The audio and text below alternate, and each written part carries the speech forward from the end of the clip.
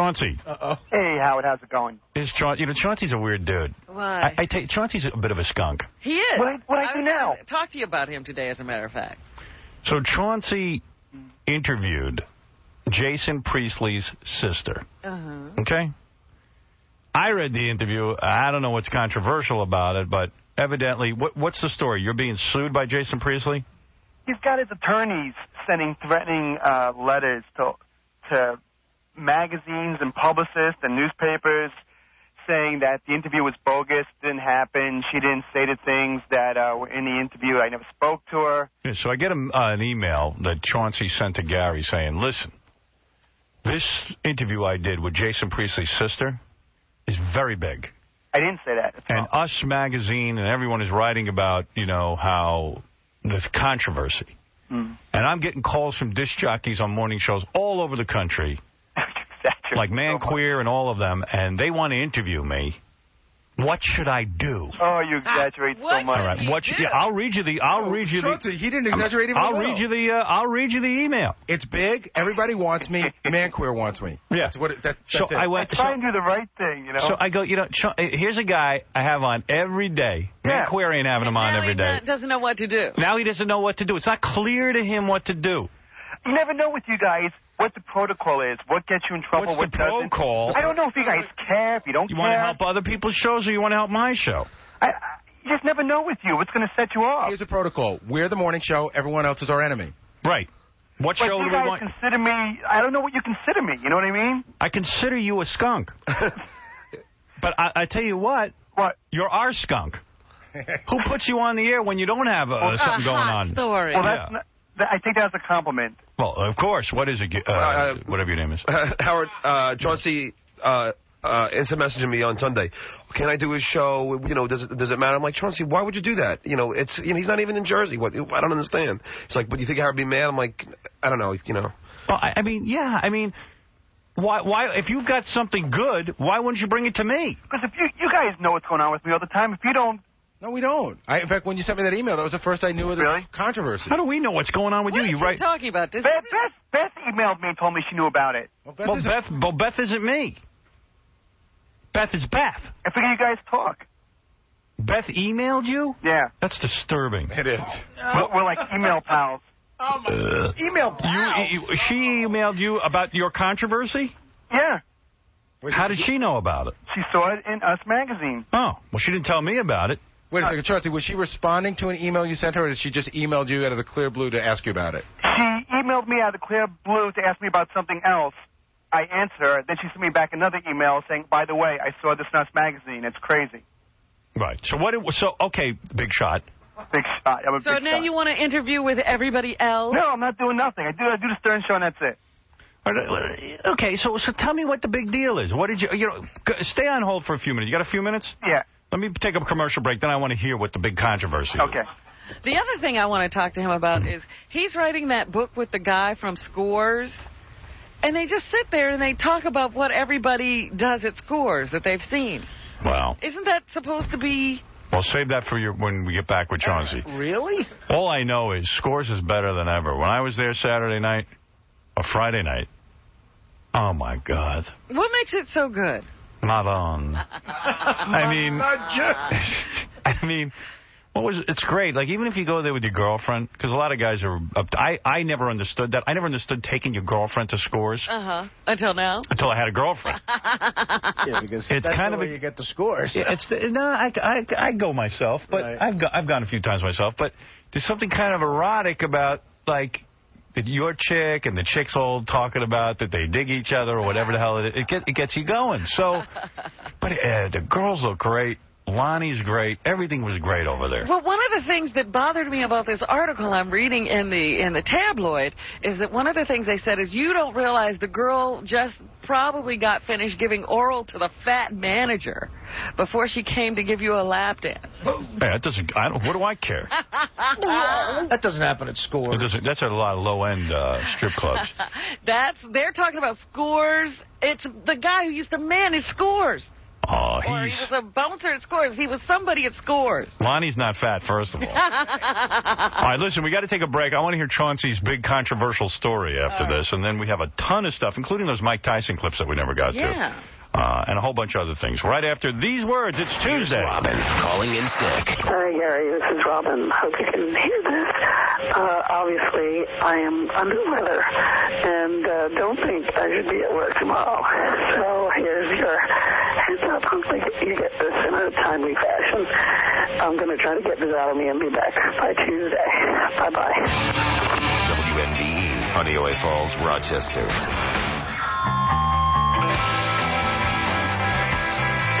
You're listening to a man who is able to take a joke.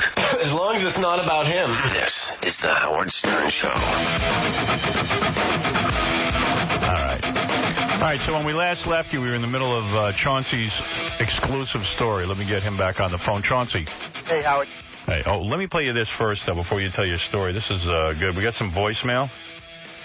And this one was actually for Fred. I don't know if Fred heard it.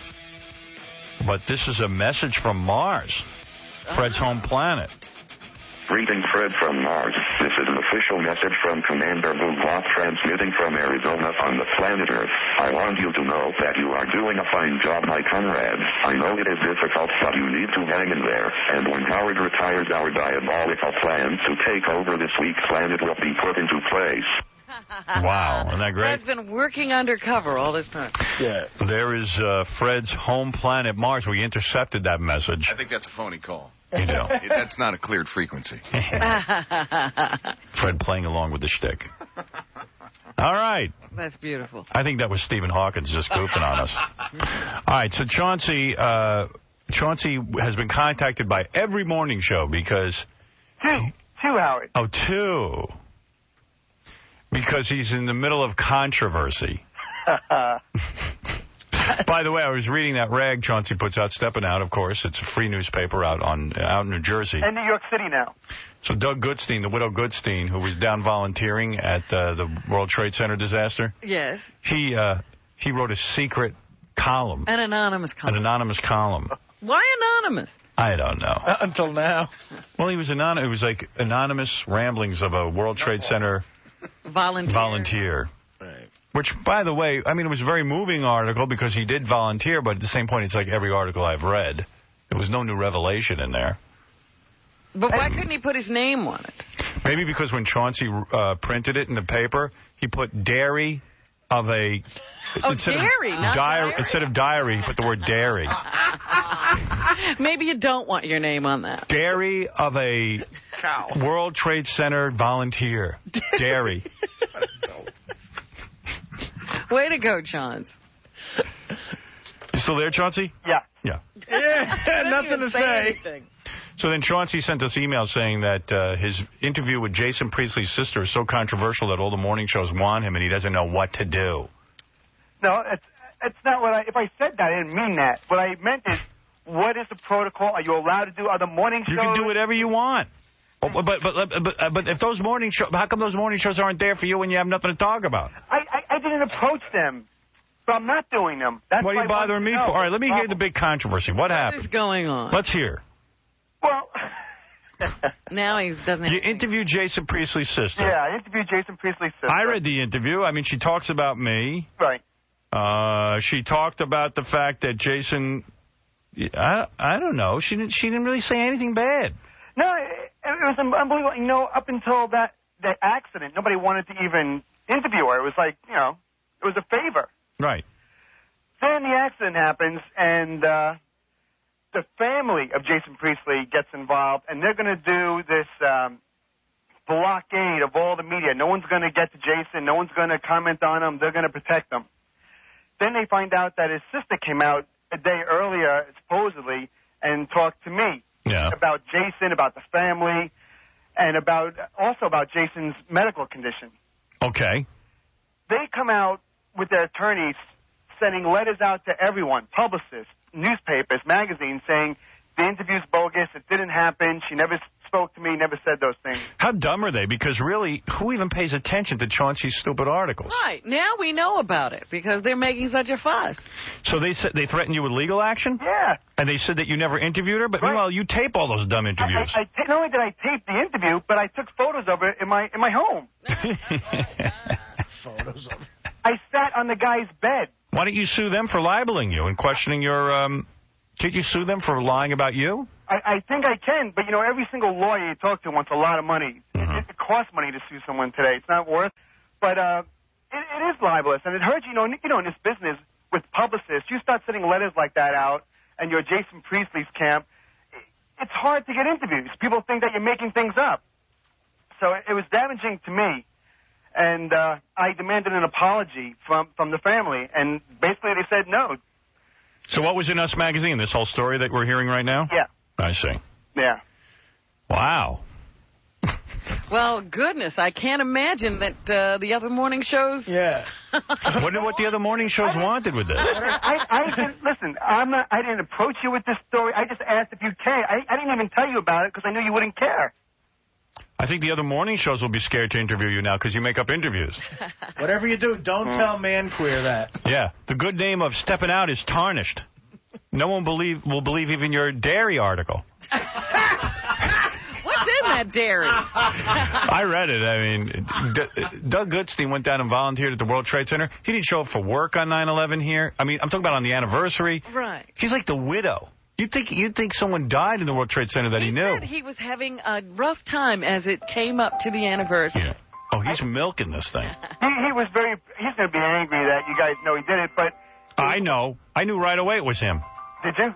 Sure. Who? So silly. You know, Howard, he's very sensitive on this subject. Wait a minute. How did the article come about, Chauncey? With Doug? Yeah. Oh, here's Doug. Here's the widow Goodstein. Oh, no. When Hank died, Doug was carrying on for months. Right, and then right after Hank died, the World Trade Center happened, so he jumped onto that. You know what the bottom line is? Doug's hardly home. He loves to, well, he's the guy who chases funerals. He's a very sensitive guy. And then Doug did steal film for his camera down at the World Trade Center. Stop. Tell And the he's truth. haunted by the pictures. He had to take pictures. He's haunted by the pictures, but who told him to take pictures? Not haunted by my picture. I'm haunted by the images that I saw. Well, why would you take pictures then? Why would 4,000 photographers take pictures? They're photographers. Amateurs and professionals. You're not a photographer. You were there to help. Why would you go down and steal film from a poor shop owner? Okay, painted that way, Dick. Why is that wrong? Okay, go ahead. Did you steal film or not? I took 2 rolls of film. Yeah. So why am I a dick? For them. Did you pay for the film? No, but That's called stealing. So I'm a dick? It's not stealing. Yeah. And what was the other 9,000 items I had? Were food and drinks and... Well, maybe they were for some good cause. Yeah, but your film isn't a good cause. Okay. And what were you doing with a camera, you dick? Yeah. No disrespect, Howard. You know I love you. I know. Doug's a good guy and he's a hero. Doug is a good guy. I still maintain he should have gone home at some point and checked on his wife. I did do that. All right. How many days? He was down there for days. He was down there for days. I was down there for about 25 hours. Oh, really? That's it? Yeah. 25 hours? Spread out over 10 days. I thought you went back again and again and again, though. I went back like 2 days later. Oh. To work one of the volunteer shelters. How come you couldn't come in on 9/11 to work here? We went through this already. There was nothing going on here. What was I going to do here? There was no guest. It was just a simple show. A great show. You did a great show. Offices. But isn't that your job? He was gracious enough to give us a day off. Why did you need a day off? Because I was uneasy with the day. We're on a high floor in Times Square. All right, get out of here. Wait, can I get into this Well, how on did the this phone? come about? Did you call Chauncey and say you wanted to write a dairy? No. A dairy? Yeah. What do you want to say to Chauncey? Chauncey, how did it come up? Off the air. After it came out the other day that you were talking about the whole event of September 11th, I said, to John, this guy is a hero, and he's too shy or he's too whatever to bring it up and let people know what he went through, and that he wrote this article in the magazine. You guys should be better. You guys should be nice to him. How did the article come Why do about? I think there was malicious intent on your part Not to at get all. your name out there? Yeah. I said on the air, I think you're a hero. I think you're a hero, and you can't say it, but I'm going to say it. I don't think so. There's no guest here today. Doug's here. Yeah. What's that? Well, Why we have did a you stay segment. home We have today? a vodka tasting segment. Vodka tasting, right? He has to be here. Vodka. Yeah, I thought Chauncey was a little malicious with calling to reveal that, since I did it completely anonymously. Not at all, Doug. I think you're a great guy, and I think you deserve props for what you did. You're a hero. Yeah, well, all right, so let's sum up. Chauncey's big story that all the other morning shows are after, and Chauncey doesn't know what to do, is that he interviewed Jason Priestley's sister. And Jason's claiming it never happened. And Doug Good, the widow Goodstein, who was down at, I thought he was down there for days. Turns out he was there for a few hours. But he did also give a lot of interviews the day of. Yes. I didn't give interviews. Yes, you did. I saw you on the did, news and but heard again, I exited into a horde of media, and it was just like, you know, it was a fog. I don't remember any of that. And between you and me, Chauncey did call goofing on Doug about the article. I know he did. No, not at all. Oh, Chauncey, tell the truth. No, not at all. Come on, come clean. I don't think there's anything to goof about. I think it's something that's... He wrote dairy on purpose. Dairy of a 9/11 volunteer. I haven't seen it yet. I wonder how misconstrued and how much he changed. Dairy of a 9/11 volunteer. Yeah. By the way, Robin, that thing on Scores wasn't about Scores. It was about another club. Well, it says Scores and VIP at the top of the article. The guy worked at both. And He did work at both, but you were mentioned managers getting oral sex from the dancers. That wasn't at Scores. You know who's pissed at this is Ronnie's fuming at Chauncey over there. But isn't it a breach to, you know, they've been very good to you at Scores. Why all of a sudden tell I haven't been to Scores in 5 years. What is it, Stuttering John? I mean, Chauncey's such a liar. He called, like, he was so happy to call about Doug in this article. Was he laughing? Oh, yeah. He was like, you got to see this. Oh, come on, Chauncey. How did it come about, Chauncey? No, that's not true. How did it come about, though? I spoke to John about... No. How did this dairy come about? I called you and asked you to write it. Okay. And then he goofed on you. He called me just for one reason, said, hey, I got to send you this Doug Goodstein article that he wrote anonymously. Then he asked me to write that I wouldn't do unless he didn't put a name to it. No, and I didn't put a name to it. Yeah, but you revealed the source. You asked, which opens you up to, like, serious legal action. No, I know. There's no journalistic... As a serious legal action. It does. You know what? So It does. What's your damages? Punitive damages. Punitive. I could own stepping out and be worth $3,000. It's Sue Chauncey. You'll be a rich man. What is it, Ronnie? What are you angry about? What's Chauncey's problem with Scores? Well, I mean, what's his deal, man? He's distraught over this. Yeah, totally. Because you know what it is? Chauncey is like the biggest user you ever want to meet. Why? Because he'll do anything for a $5 bill. What are you talking about? I mean, what do you have to do with that article in the Inquirer? I'm writing a movie. With who? The guy who was the manager. The guy was a busboy, man. No, he wasn't. Yes, he was. He was a busboy for 2 years in Scores. He was the manager. No, he wasn't. Ronnie would know, Chauncey. No, he wasn't. He was the manager. And what about you, Chauncey? You used to hang out there for years and get comped there by Lonnie. Now you're stabbing him in the back. How is that? What am I saying? They're stabbing you in the back. You're bad-mouthing. You tell him there's sex and drugs and all kinds of crap going on there, which is not true. Girls don't do drugs at Scores. How do you know they do drugs? You stand there and watch them? I was there for 3 years. What's that? You just said I was there for 3 years. Yeah, right. So how do you know? What do you follow the girls around? How do you know they do drugs there? I did gossip column for 3 years from the club. Why are you bad-mouthing Scores? Yeah, I don't get you, man. Scores. Are you saying that that's a big secret? That strippers do drugs? Yeah, but they don't do them there. You're saying there's sex going on there and all kinds of crap like that. How do you know all this stuff? Did you see it? For 3 years. Did you see it? I saw a lot of things. What did you see, Chauncey? I saw things. Yeah, you saw a guy getting oral? The dancers had to give the guy oral? Yeah, they had the fat manager? Who's the fat manager? Not at Scores. Well, how'd Scores get lumped into it then? Because other things did happen at Scores. Like what? Read the book, watch the movie. Yeah, like it'll ever be made or published. Yeah. How much did you get paid for the article? $3, $4? They gotta name so many stars in order to get anybody interested in this. The only thing that happens is Chauncey, Scores was good to you. Yeah, really. I'm not really, he cardinal sin of a man to bad-mouth Scores. Yeah, I mean, the guy's probably gay or something. One person talk at a time. All right, I'll talk. So many, you don't crap where you eat. So many strip clubs have been closed down. There's so few left. You writing crap will just give people more fuel to throw on the fire. There's nothing bad in that Inquirer article about the club Scores. Nothing. Nothing. Really? They don't do bad about Scores, not article. It's all lumped in together. It's like the same thing that happens with Howard. When something happens with a DJ and something goes bad, the first thing you see is a picture of Howard in the paper. Right. So now you're seeing a picture of Scores in the paper, but now you're saying nothing happened there. Why is the name Scores in the paper? Lonnie is thrilled to see the logo. No, he's not thrilled at all, believe me. He's not thrilled with you at all, Why? Because that brings heat on Lonnie. It doesn't bring heat on Lonnie. And Scores is the best strip club on the planet. Didn't you paint it as a tell-all? That's bad. No. We're talking about... Shame on you. Shame on you, man. You broke the code with the men. Yeah, you know what I'm saying? Calm down, John. What's wrong with you? Even if our chicks read that, there's oral sex going on, it makes it look like we're getting oral sex. No. Didn't you say stars get privileges that regular guys don't? First of all, about all that So stuff what? That's in every club, not Scores. You didn't say that, though. I didn't write... Look, who wrote the article? Is my name on the byline? It's all about you, though. It says it's Chauncey. Everything's Chauncey. Howard, when you give interviews, do they quote you directly? Do they ever misquote you? Hold on, Chauncey. You called me for a week straight and said, my article's coming out. And you called me that morning and said, look at my article on page 80. So it's your article. Gary, how dumb are you? I didn't say I wrote it. It's about a movie I'm writing. Gary. You have a lot of explaining to do. I don't think it's that bad. I don't even think Lonnie's upset. Oh, really? Really? Why don't you give him a call? I will call him. Yeah, why don't you stop by and say hello? Hey, why don't we get Lonnie? Why don't we get Lonnie on the phone now and let him talk to you? All right, get him on the phone.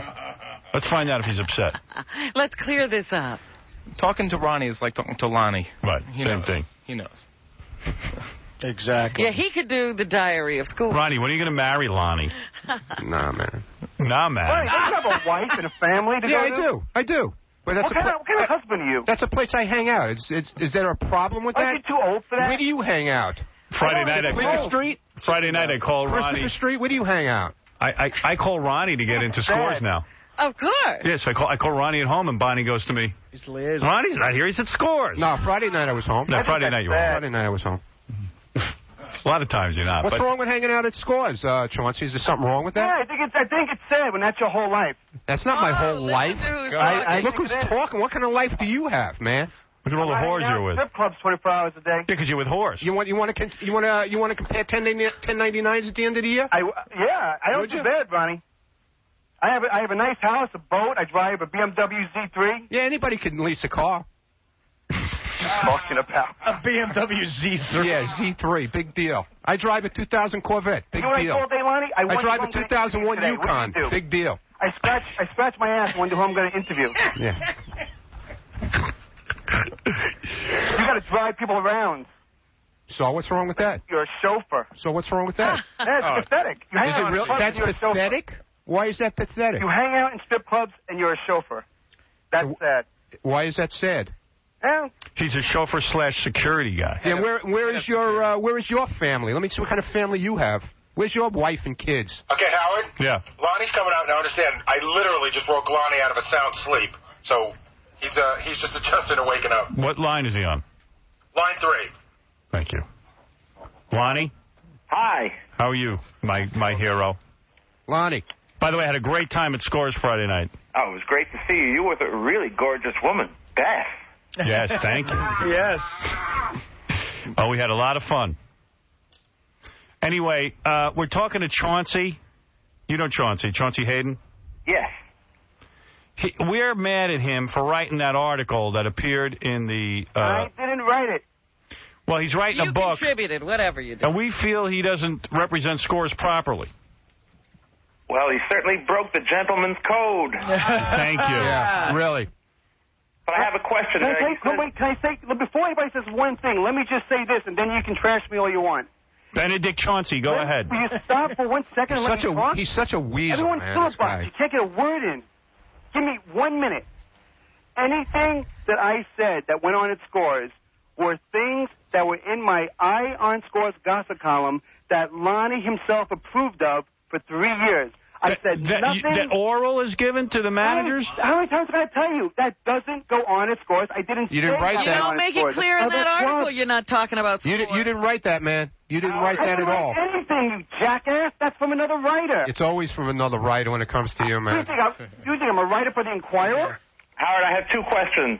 Go ahead. One, how many years... I mean, Chauncey has not been inside the club in years. Right. And 2, this person that he's supposedly writing a movie with, when was the last time he was in the club? I know it's at least 6-7 years ago. The only thing that we're talking about are things from our own experience. Not things that are happening today, not things that happened yesterday, but from my own experience and Tony Lombardi's own experience. But it makes scores look bad. And in an environment where... thinking it's going on there today. Where all these people are closing down strip clubs. Did Demi Moore work at Scores? You're asking me? How do I know? Anybody. Did Demi Moore work at Scores? She practiced for a movie there. So is it a big secret? Is it bad to talk about? She didn't say anything bad. Over 5 years ago. Yeah, so it happened 5 years ago. Why is that a bad thing to say? Well, you're making now? Scores look bad. I'll tell you why. The way you're trying to sell your movie or book or articles, the 10 stories about celebrities, the celebrities are famous, but all the so-called dirt happened at either other clubs, and you don't differentiate between... Right. That's what I was trying to say. You don't understand. I didn't write that article. When the movie... Yeah, but you don't make it clear. If the book ever comes out, Scores will be known as the celebrity hangout. It will be known as a place where the stars went. Fredo? I mean, Chauncey? Fredo. What? What'd you say? Fredo. Hey, Chauncey, even if the stories were true, why would you want to do something like that to people? Lonnie approved these stories years ago. Lonnie is the one that said, go ahead and write them. No, you're talking about 6 years ago, and your column was just positive stories about rock stars. But what you wrote recently is about drugs and sex and other clubs, but you used the stars from Scores to sell the stories. Yes. You know the Inquirer better than anybody else. That you know confuses. the tabloids more than anyone else. For you to talk about Charlie Sheen, who hasn't misbehaved in years, that's not a fun way to sell a story. The thing is that Charlie Sheen was a regular at Scores. You did wrong. In 1996. Yeah, but that's from my own experiences from the early 90s when I was going there. Okay, well, this article says nothing about this is a 7 or 8 year old story. It talks as if it happens today. But you can't blame me for that. Yes, he can. Why? There would be no article without you. Because your name is put to the whole thing. You can't write a movie about something that happened in the 60s. You can't write a movie about something that happened in the 80s. It has to happen right now. The movie that I'm writing is about what happened during my time as a gossip strip club reporter. And not once in an article does it say this is what happened pre-1995. Never. Ronnie, they spoke to me for like 3 hours. Always with Chauncey, there's confusion. Always with Chauncey, there's confusion. What the hell is a strip club reporter anyway? Yeah, a strip club reporter. It was the best times of my life. Yeah, but how? Yeah, I never heard of a strip club. And now you put a knife in the guy's back at the end. No, Lonnie knows better. No, Lonnie doesn't know better. Okay, Lonnie doesn't know better. Lonnie, do you know better? I think it's absurd when he says, I'm going to reveal the seedy side of the industry, but he just uses the celebrities' names and makes it sound as if it happened at Scores. Because that's how the tabloids sell the story. So that's how you sold it. You always cop to like you have nothing to do with it, but you provide the information.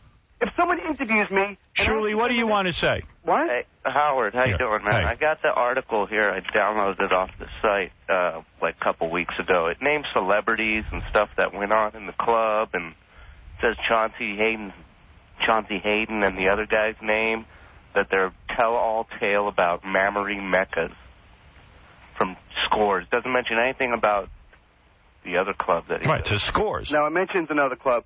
But you should say to the reporter... And it shows a picture of Scores with the Scores sign in the background. I took a picture and I put it in the article. Nah, but you have control. I work in the art department of the Inquirer. No, but you have control. You could say to them, listen, this is not Scores, it's some other club. Like, don't they get the No, they write what they want. They condense a 2-hour interview into... Then why do you go to them if they lie about you? Why do Well, you know what they're going to write before they write it. And I'm trying to get some promotion for the film. It's the Inquirer. What do you expect? He's trying to get a check is what he's trying to get. And he knows that all they want to hear about is bad stories about celebrities. They don't want to hear the... Well, the celebrities, Robin, I really don't care about. I don't think Lonnie cares so much about that either. Why do you keep saying Lonnie doesn't care? Why would he be on the phone if he didn't care? Because I know Lonnie gets it. I know Lonnie... Yeah, Lonnie gets it, all right. That's his business, dude. What do you mean he doesn't care? I really don't like you hurting the whole industry. What is the point? But I don't think I am hurting the industry. First of all, the only loyalty I do have, it's to Scores and not to any other club. Yeah, we see that. And I didn't even hang out any other club except Scores. That's because you're not allowed in Scores anymore. Of the other clubs. He's not allowed in Scores? He hasn't been allowed in Scores in years. Really? No, I'm allowed in Scores. You think? Yeah, show up tonight. Hey, Lonnie, is he allowed in Scores?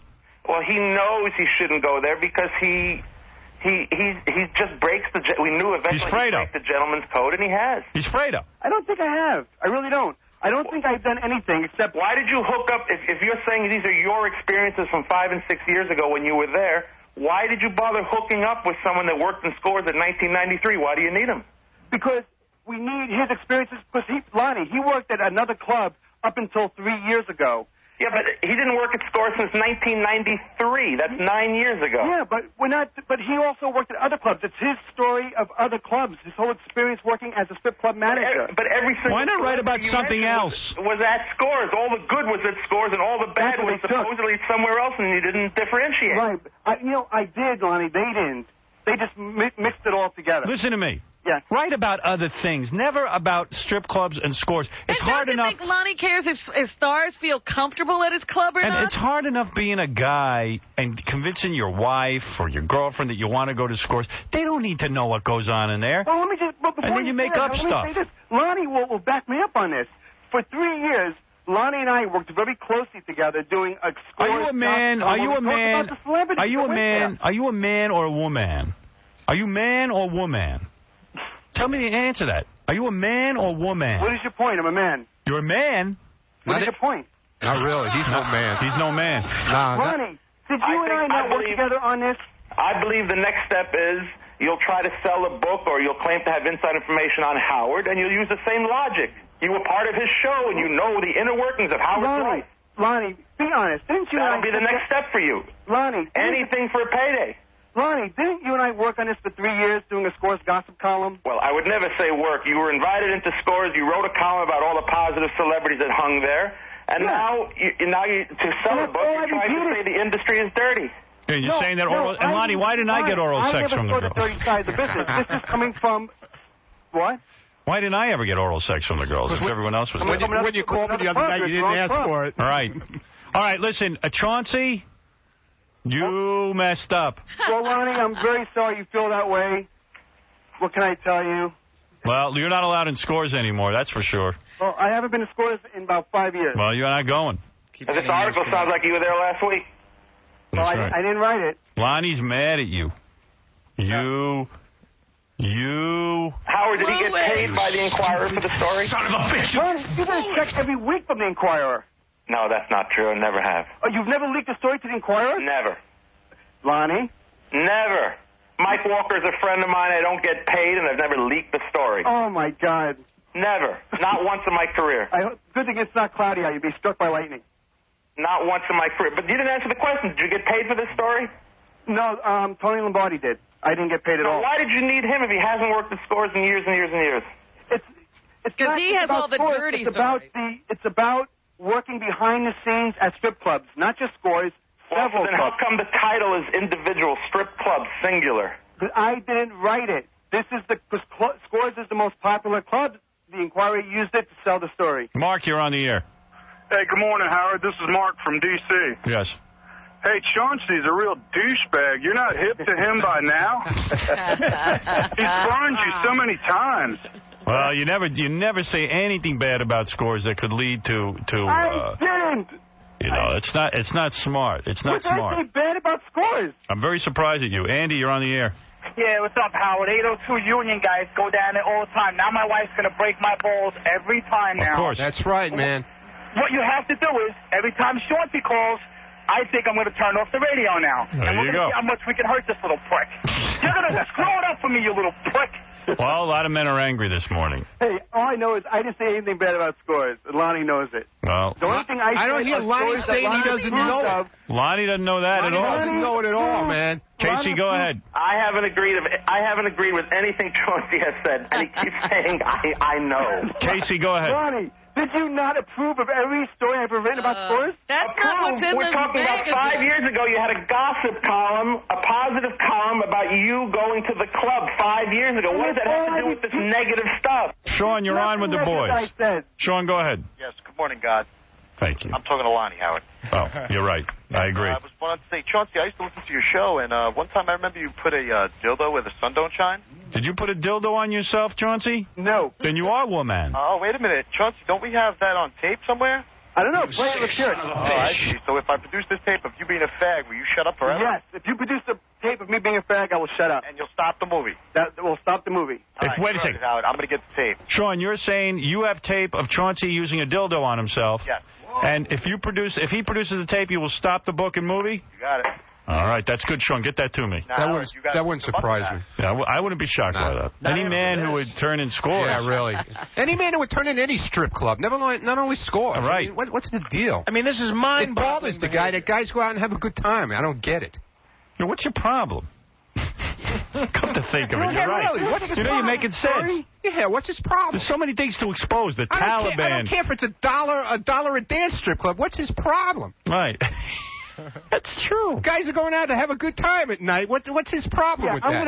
Hey, Ronnie, I'm going to bring down... I don't need you, Chauncey. I don't need nothing from you. Believe me. He's going to bring down the entire strip club. Yeah, I already brought you down this morning. Don't worry about it. Are you out of your mind? I'm not out of my mind. I'm not out of my mind. It's you, man. It's your name in the article, not mine. Ronnie wasn't this upset about 9/11. I mean, Jesus. What does that say about Ronnie? It doesn't say anything. It's a place that I hang out. I enjoy myself. I enjoy Lonnie's company. We have nice dinners. The guys all hang out there. So what? So we get some lap dances. Big deal. Open the windows to that limousine. Nothing wrong with it, bro. Put on the AC. There's nothing wrong with it. No. There's nothing wrong with this. No, there's nothing wrong with going to a strip. Yeah, I'm upset because you're a moron for writing this whole thing. Yeah, it's your name. It's your name is connected to the whole thing, not this guy. There's more your name than this guy, Tony Lombardi. It needs to be told. It's not going to stop. Why does it need to be told? What needs to be told? What is the story that needs to be told? Yeah, tell us what needs to be told. What needs to be told, Chauncey? But some girls might have done some coke at some rundown strip club? Then you've lumped scores in with it. First of all, it's about this guy's story. Tony Lombardi is an interesting story. It's about his rise and fall. What do you have to do with Tommy Lombardi? What do you have to do with him, man? Yeah, what about you? What about me? I'm helping the guy write the book. So why is your name everywhere, not his? It's mostly your name. Oh, I don't know. You tell me. They interviewed both of us. I guess you're such a popular guy that they want to have your name. Yeah. Did Lonnie confirm if this guy, Lombardo, whatever, was a busboy or a manager? Tony Lombardi was never a manager at Scores. He worked there in 1993. He was the manager. What did he do? He was not a manager. He was a busboy, and for 3 months... He started as a busboy and then he was promoted to manager shortly after. He was never a manager. Chauncey, how do you know that? Did you work there? Are you management? Chauncey, what's the book called? Diary of a Scores Manager? Dairy by Affair. Lonnie, what did the guy do? Was he a busboy? He was a busboy, and for the final 4 or 5 weeks, he worked on the floor seating people. Seating! All right, so he worked there, but this is a story that doesn't need to be told, Chauncey. I would like you to end the book and end the story. And I think he's disgruntled because we barely remembered the name. One guy who was there remembered in 93. He was let go because he has tattoos all over his neck, and he didn't look good in a tuxedo. We had to let him go. Well, I don't know Tony at all, and he might be a very nice guy. But, Chauncey, I don't know what you need to be involved in this. Do you really think, Howard, find something else. I write a book about strip clubs, that's going to have anything to do Well, I know you. You're out on the phones. You're trying to promote. You're with the Inquirer, and then they lump scores in with all this, and it could hurt a lot of the strip clubs. In what way? Because it stirs things up, and then they start doing investigations. They take the book. The religious group take the book, and they say, look what's going on in these strip clubs. Strip clubs have enough problems. Guy's rise and fall. All right. Thank you. Wait a second. It's enough. I don't like how this is ending. I do. It's over. I love the way it's ending. We don't like how it began. Howard, between everyone, all the guys that work here, how many times have we been to Scores? About 10,000? How many times have you? 10,000 times. I was there Friday night. I had the best time. I never saw any drugs. Never. I didn't say there were. But you know what? You guys are insane. I never once said there were drugs at Scores. Never. Where were they? The clubs. You want me to say them? Yeah, but it's no, but what's the under difference? one category. Who cares? Yeah, the who point cares? Is it sounds like it's happening at Scores. Oh, wow, there were drugs. And listen to me, Chauncey. So there were drugs at a strip club. So there were drugs at a strip club. Who cares? There's drugs out on the street on 6th Avenue. Drugs at dance clubs. There's drugs in Chauncey's system. It's about Tony Lombardi. The clubs are where he worked. Do you do drugs? No. No? Of course not. Is there drug use going on at Stepping Out? No. How do you know? Yeah. Well, you know what? You can write. I give you permission to write a story about Stepping Out and the drug use there. Who cares if there's drugs at a strip club? You should bring all the employees. You only hope there are drugs at a strip club so the girls will be all messed up and do stuff to you. Listen. So they won't find you so gross. Let's drug test everybody that's stepping out. The story is about Tony Lombardi's rise and fall as a strip club manager. Why does it say Chauncey Hayden all over the article, though? How much did you get, man? Tell the bottom line. Come on. I didn't get a dime. Come on. I didn't get a dime. How much? Yeah. How much did you get? Come on. I didn't get a dime. Yeah, okay. He's promoting the book. Yeah. Promoting the book. He's got to pay the lease on that Z3. The lease. All right. Lonnie, Chauncey. Yes, let's Lonnie does not. What did we learn today? Here's what we learned. First of all, going backwards. Yeah. Lonnie doesn't understand. You keep I think Lonnie is a great guy, by the way. Yeah, he doesn't think you're a great guy, right, Lonnie? Did he say that he has a book deal? Who's the publisher? I don't believe he has a book deal. We're shopping it. Yeah, that's what right. it's about. Standing on the back of scores. On the back of celebrities. That's never been done before. All right. Yeah, so let's see how many celebrity interviews you get now.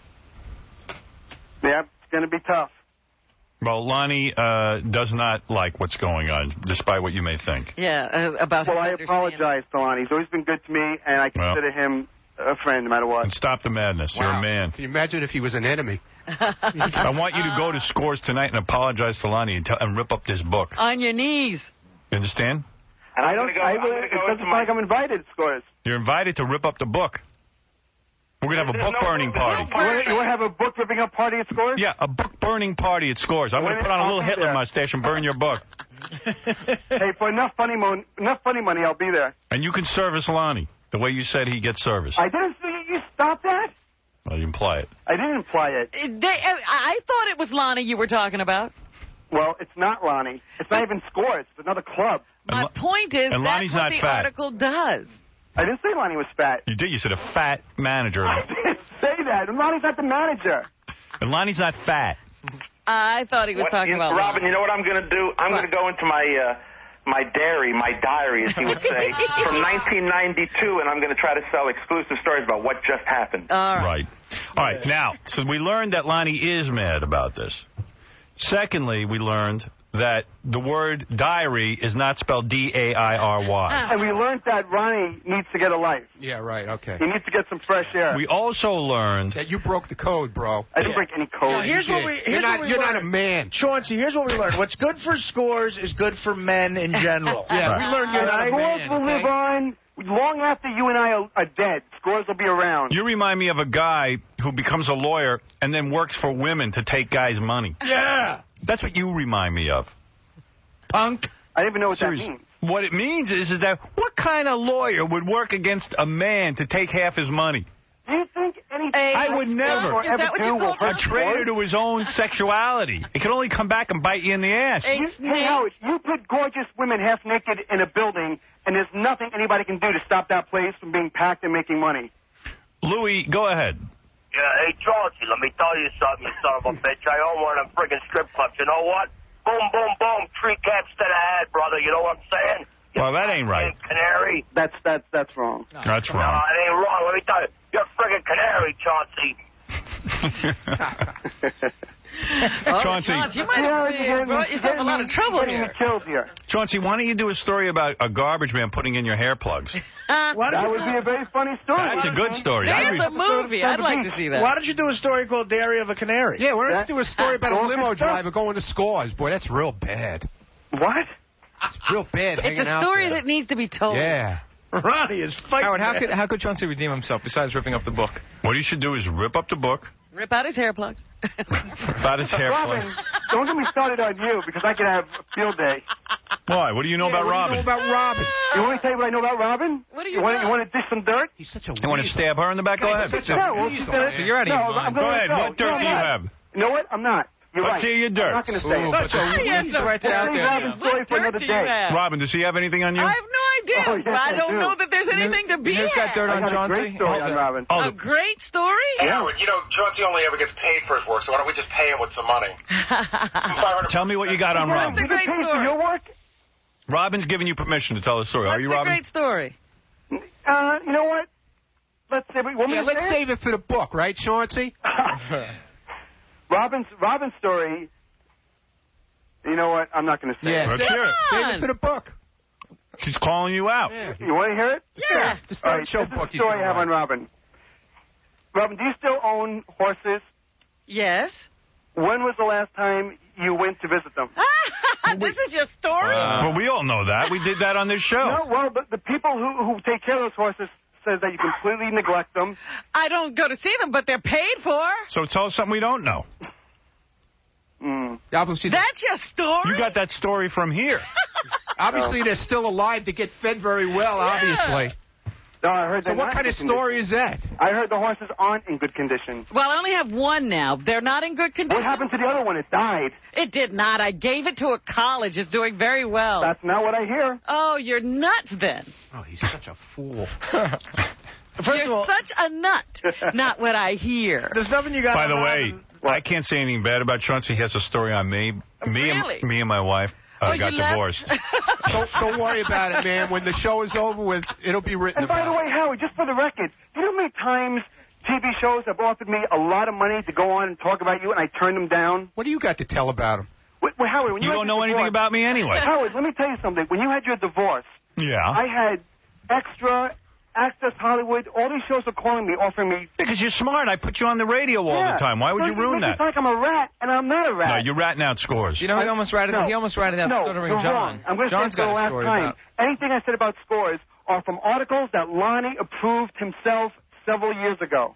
Doesn't it make you wonder about the validity of all his stories when he's so off on the Robin story? Because Robin told us everything that's happened. Where's the secret? Hey, Gary, The what am first I horse off is about? not If it dead. happened, why am I wrong? You said Robin killed her horse. The first horse is not dead. No, I asked if it was dead.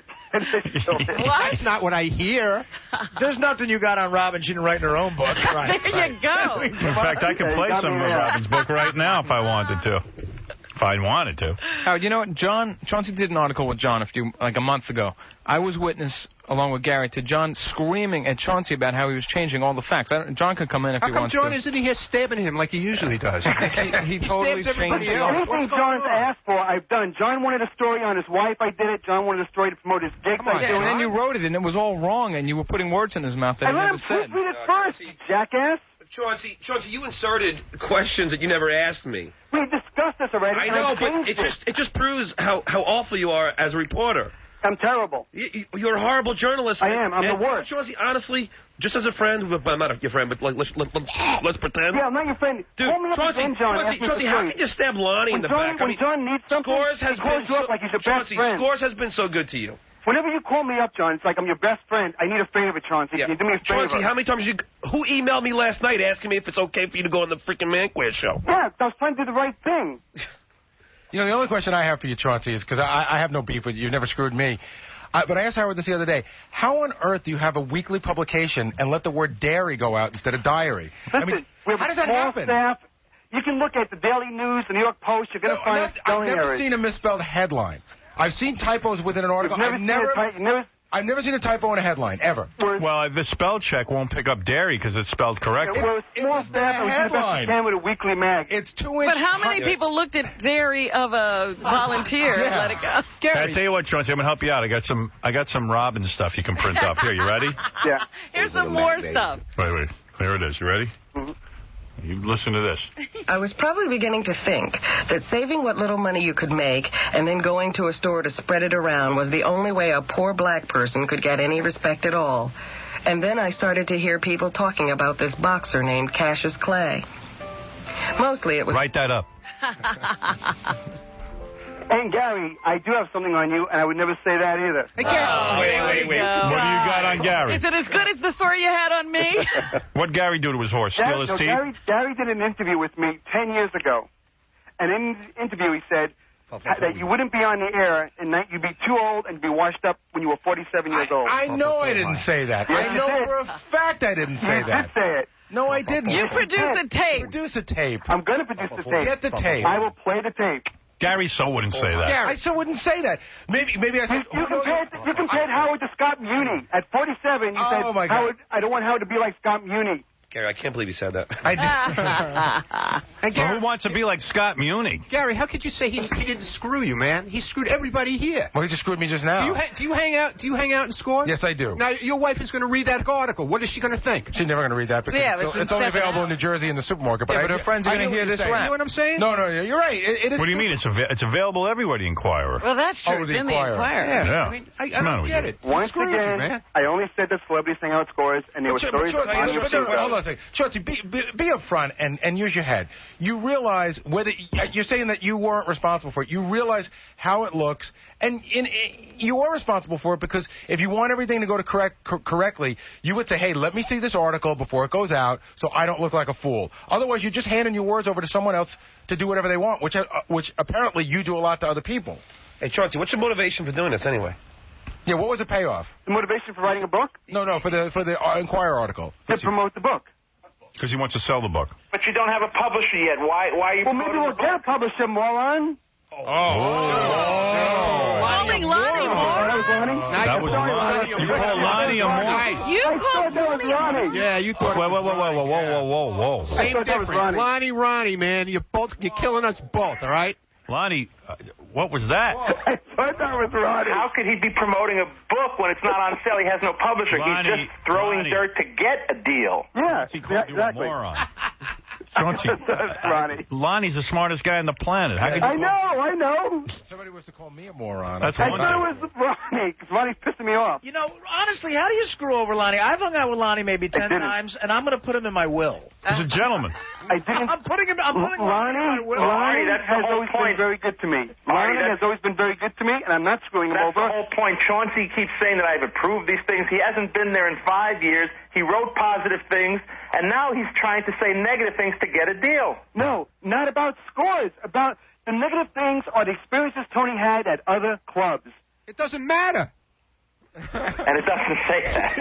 Yeah, but I didn't write that. It doesn't matter what club it is, man. Read the book and tell me if you're upset then. You're screwing a guy that can't afford to go to a cheap club now, too. Read the book and tell me if you're upset. Is as far as And by the way, the bad stuff is some guys got oral in some of these cheap clubs. Thank God for that. Yeah, some of the girls hook as well as strip. Yeah, we like that. Yeah, but guys on the street doesn't need their wives thinking about they right. Yeah, exactly. It doesn't matter if it's $100 a lap dance club or First of all, customers never get sex. Why don't you let some angry religious woman write this book? Not you.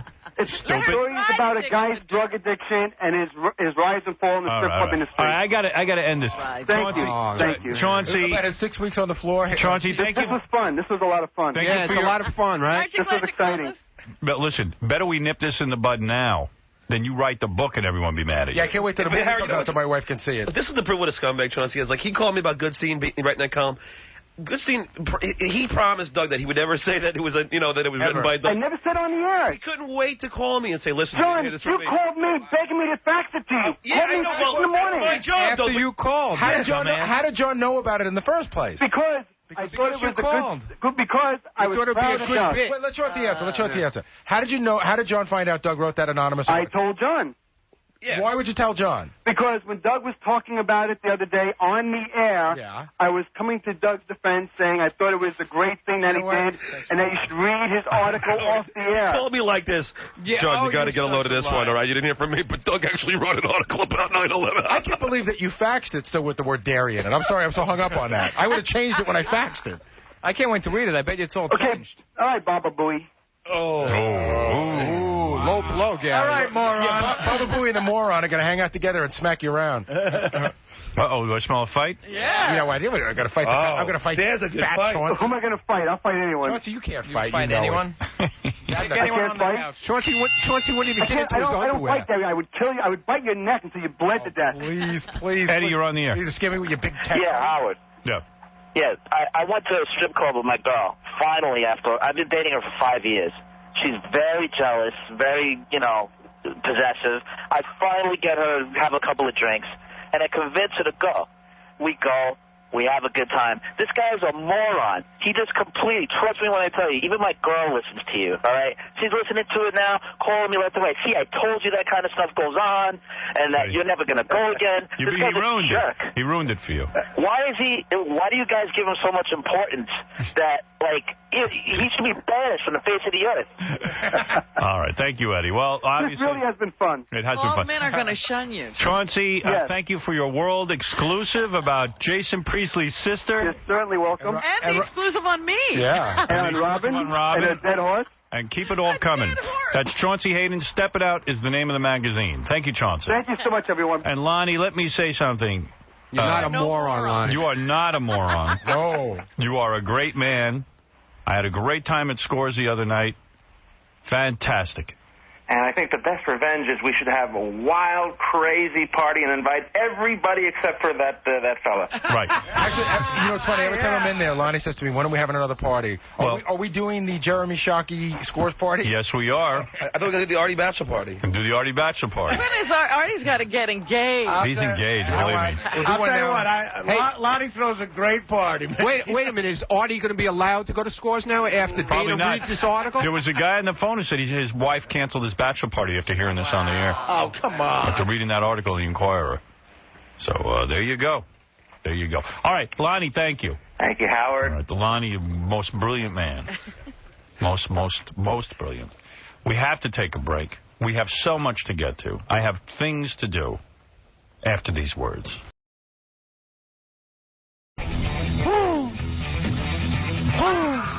All right, very good. So you want to hear this song you want to hear this song? That was great. Works perfectly in that song.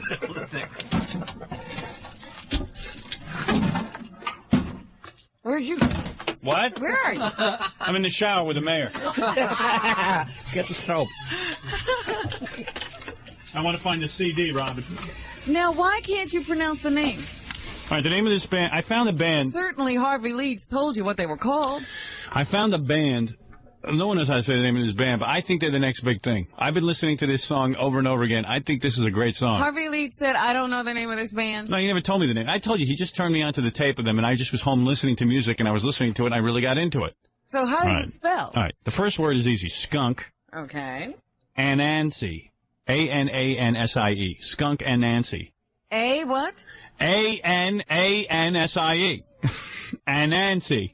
Nancy. Skunk and Nancy. Skunk and Nancy. Well, I don't even know if that's how you say it. Skunk and Nancy. But they're good. They're good. Now, open yourself up to it. Because at first you might not dig it. And especially some of you older folks. You know, like Jackie. Don't be close to it because you got to get into this woman's voice. I think she has a great voice. It's a woman. Huh? It's a woman. She's a black woman, and she kind of looks like a guy. Yeah. You know what I mean? She's real muscular and shaves her head and stuff. But anyway, are you ready to check this out? I'm ready. This is called... Is she a lesbian? I don't know what she is.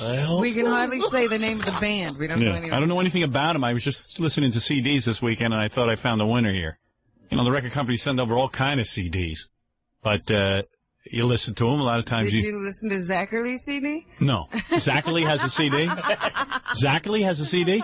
He put something in my mailbox the other day. Hello, friends. This is Zachary. Oh, Zach's still living, huh? Zach has got to be 150 years old. Oh, he comes... Wait. This is his big holiday. Zacherle's this guy who had this kiddie show here in New York years ago, like when I was a little kid. And Zachary, it was the coolest kiddie show I ever saw in my life. He used to host like a horror movie and stuff, and cartoons and junk. And Zachary would wear a cape like a vampire, but he'd have his mother locked in a crib. And He climbed out of a coffin. He climbed out of a coffin, and he was real good at it. But you know, he's a little too old now to be doing that stuff. Well, I guess it's, you know, every Halloween they drag him out here on the stage. And yeah, I heard him playing a promo with Zachary. You get that promo, Fred? Let me see what he's chattering about. Boo. Oh, I wish I had his CD. We could sample that. Hey, this is old Zach here. How you doing? Zach here for Halloween. Boo. How are you, all my old friends? You used to watch me on Channel 5. Zachary. Old Zach. That's when Channel 5 was really cool, when they had dumb shows like that. Yeah, when they had all those old movies, all those kung fu movies. There's no jobs like that, even on cable, like for hosting like kiddie shows and stuff. I'm not sure it's easy them or not, but give him a try. Here's old Zach. Zach, hey, visit my webpage. Mother. Ha! It's there he is. Rock Zachary here, and I'd love to have you for lunch. I mean, have lunch with you. Listen to the Spirit of the 60s this Saturday morning. So Zach has a Saturday morning That's holding right. show. He's on once a week. For lunch. I'd love to have you for lunch, not you, Mother. I mean, for your chance to join me for lunch on Halloween. I'm scared. I can't figure. How can you eat sitting there looking at Zachary? I don't know. It's the last guy you want to have lunch Scary. with. He is scary. Scary old man chasing me. Old Zach here. Dead man's ball. Anyway, I don't know how we got to Zachary, but I don't know. We were talking about Old-grown music. man. You said you were listening to CDs. I thought maybe Zach was in. no. I was just listening to this. I thought it was really cool. All right. Are you ready? I think this is the... Skunk and Nancy. According to Harvey, this band is very far underground. I mean, you know, like... Really? Yeah, nobody knows about them. But I guarantee you, once I play this song, you'll be hearing it all over the radio everywhere. It always happens. I discover them and then... Yeah, who have you discovered like that? Who else? Silverchair, no? Silverchair. They weren't being heard until you Yeah, played them. I'm telling you. Have you ever heard of Skunk and Nancy? I certainly haven't heard All of right, them. thank you. So if they start getting airplay, All right. I'll know it was you. You guys have no comment on this song? Oh, it's interesting. I wish your voice was up more in the mix, because I really thought it was a good voice. No, Fred, you know... Here no, he Fred, goes. If you know so much, He why aren't hasn't you... made one record. Where's your record? You asked for an opinion, I gave one. You wish your voice was... It's No, it's he ridiculous. asked you if you liked it or not. It's a good song. It was just my observation. You know, he's one of those guys who just can't wait for one of those systems where you get to remix the music. Right, because he's going to fix every record. No, I think it would help the every song, song. because it's a powerful song. Her voice is too back in the mix. It got better and better the more you forced us to listen to. Oh, boy. Spoken like the true 53-year-old man you are. Stop with the 53. It's true. All you like is country music. I thought it was all right. I thought it was That was a really good I song. would listen to it a couple more times Yeah. and see if it... Black girl singing about Jesus. They're selling Jesus again. They'll take your soul and your money. More pot. I like songs about pot. Yeah, there's no booze or pot in that song. Goldenrod. It's actually easier to understand what Billy's singing about than what she was singing about. That's a great song. I guarantee you that song is going to be huge. Guaranteed. Guaranteed. Well, for their sake, I hope you're right. Yep. All right, let's bet. How much? I will bet you $200 that... All right, you're on. $200. You heard the bet. What's it got to do, though? It's got to become a top 10 hit. Oh. A top 10 hit? Yeah. Yeah, you think it's going to be that big? That's going to be huge. It's going to be big as Green Day. Gary, you'll be the judge. No, it's on the soundtrack to a movie. Cool. What does John think of that song? He likes it.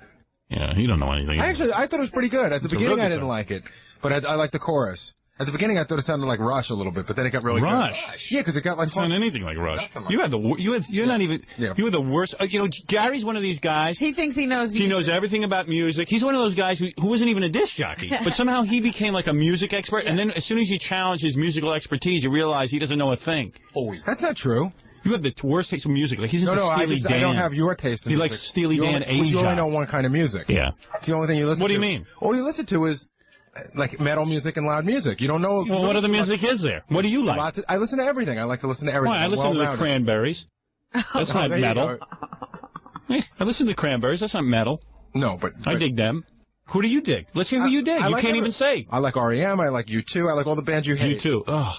You should shower with Mark and Brian. It's not cool enough for you. No, it's not that they're not cool. It's horrible music. No, it's just that I think it's not cool enough for you, and then you don't like it on top of it. Huh? No, what, U2? U2, everyone thinks they're cool. I don't think they're cool. I just don't like any of their music. They suck. Not anymore. Walking around their big sunglasses and, you know. Yeah, before they got discovered, they were okay. Yeah. I mean, I never liked them. The only song I ever liked of theirs was Sunday Bloody Sunday. I just don't like their music. They were great. What do you mean cool? What's cool got to do with it? Stupid, big tooth, big lips, gums. Egging you on.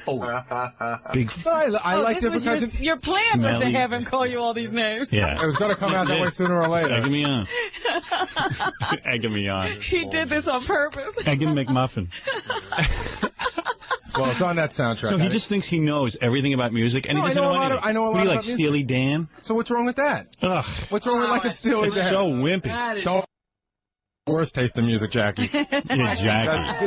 Yeah, we love it. Jackie's got 8 CDs in his player, and it's Chicago 1 through 8. I know. You can't tell somebody that their taste sucks. Your taste is your taste. No, but Gary thinks he knows so much about music, and he doesn't know anything. I mean, he can't even play an instrument. But what does that have to do with listening to music? You just don't know anything. I can play an instrument. What can you play? Get the guitar. I can read music. Can you read music? Of course I can. You can read music? Yes. I could show you a piece of music and you can hum it out loud. Absolutely. Okay. You can do that, Gary? Yes, I can. I know you can. I absolutely can. How do you know how to read music? What? Shut up. Because I played the trumpet for like 9 years. Yeah, and what happened when you played the trumpet? My lips got too big. Yeah. I wanted to move me over to the tuba. But that doesn't mean I don't know about music. I've never heard of. Why don't you get a trumpet? I want to hear you play. I got one at home. I can't flip. What do you mean your lips got too big? No. Louis Armstrong had the biggest lips in the world. Blow from the My 8th grade teacher. You know what it is? Your teeth are too big. Wanted to move me to the tuba, and I wasn't going to play the tuba. It's his teeth that are too big. They didn't want to tell him it wasn't It's his just way too much. Because it's like trying to get a horse to play a trumpet. His mouth isn't built for it. You have to build. If you pick up a trumpet right now, you couldn't get a sound. Look how far out your teeth go, and your gums. That's why you can't play. It had nothing to do with your lips. They used to go out a lot farther. You know what it is? Because when they put the trumpet up against his mouth, it bangs into the teeth. Right. No, his arms wouldn't reach those. But he always is trying to come off like Casey Kasem. This one's a top 10 hit, and it's like you don't know anything. I do know a lot about music. I don't think I'm an expert. You say you know a lot about music. No, it's just like Gary. Like if he hears people talking about music, it's like he comes in like he's some kind of expert. Fred and I used to have discussions for hours on end about music. Fred can say that we both know a lot. You know a lot of groups? No, we just follow. I hate the music he listens to. Of course you do. It's like soulless. You're so white. Soulless. You are. It's like you listen to Steely Dan. That's soulless. You're the biggest wannabe. Why is it a wannabe? Steely Dan sucks. It's awful. Okay, so what about all the other bands I like? What, Van Morrison? He's not bad. I'm not crazy about it, but he's not bad. Fred, do you have any respect for his musical taste? I disagree with a lot of the things that Gary likes. Well, Fred's taste too, but I see him as not. Fred's into like the worst music. He's into just like Guitar Heroes, but I think he has a lot of knowledge about music. I also like Red Hot Chili Peppers and bands like that. So. Fred, and why am I a wannabe? Because I like this band. Why is that a wannabe? I just think that a lot of the music it's just my opinion. That's what I think of your opinion. What do you think? You haven't said anything. I just think that, like... Did you hear what he just said? I just think a lot of the music. That's your opinion. No, but wait a second. And not my opinion. I don't, if you've got a transcriber... Jackie got it. I'm calling you a poser.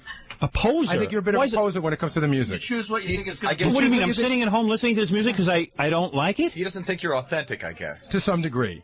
I do. I mean, I'm sorry to say that. You're the kind of guy who just likes something because you think it fits a certain... Boy, everybody knows how to say it real quick.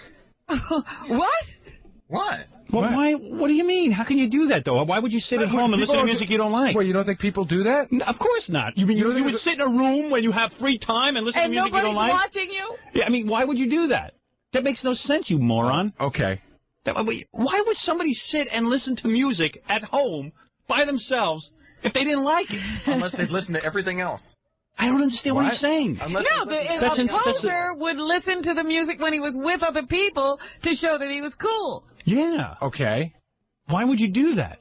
I don't know that you listen to it at home. You just tell me that you do. I don't know what you do at home. Well, you don't believe that I listen to it? How would I know about these bands? I think he listens to it at home. I mean, come over and look at my CD collection. Why would I have these records there? What, to stare at them? You retard. Well, according to Gary, you have them there just for that. No, I think... to show them to people. I don't have any people over. You want to hammer me hard? I think that it helps you makes you feel a little young. Well, you're the same age as me. No, I'm not. I'm 9 years younger than you. I never understand guys. You know, it's almost like... because you hit a certain age. It's like my sister, when she hit 40, she said to me, I have to cut my hair because you have to be old. You have to have short hair. It's like guys like Gary who now act older than I do. Yeah. It's like, he's so into baby parties and stuff. And you were too. Don't lie. You were too. Baby parties? When I first met you, you were the same. Party? I never once ever went to a baby party. Oh, that's because I'm too famous. You have to go. And also, anyways, Howard, don't you realize... everything is because of something else that I don't do. But I would have gone to a baby party because I'm too famous. But that's your whole rap on everybody else. Everything I do is because of something. Your premise is that I hit a certain age and I have to listen to Steely Dan music. No, I didn't say that at all. What am I supposed to be listening to? Nobody's saying music I don't like. This music you say he's listening to so he can feel young. What's so young about it? Well, because it's music geared to younger people than you. It's geared? Yes, it is. But how is that geared to younger people? Howard, if you went to the concert for this band, how many people that look like you would be there? I think I look pretty much like everybody who would be there. Okay. You don't think you'd be a little bit older than most of the people there? I'm not saying you have to act old, but... No, what do you mean? Oh, would I be older in age? Yeah. I think most people my age don't go to concerts. They stop living. True.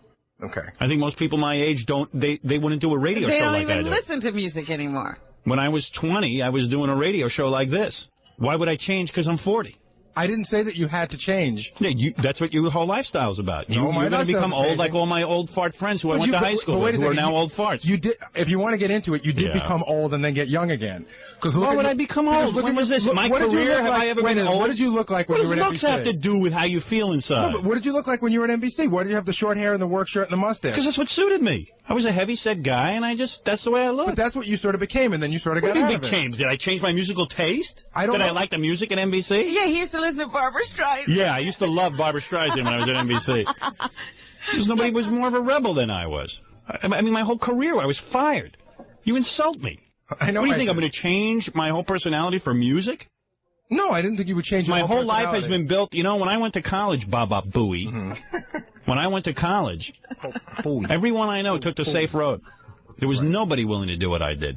Why in my life would I now become some old, stodgy fart? I'm not saying that you should become one. So you mean I'm listening to music to please other people? Or is that the to premise? be young. Which is the premise? The premise is why would I sit home and listen to this if I didn't like it? Because it makes you feel a little young. That's what you like about it. He's now saying, you know what he's saying about you?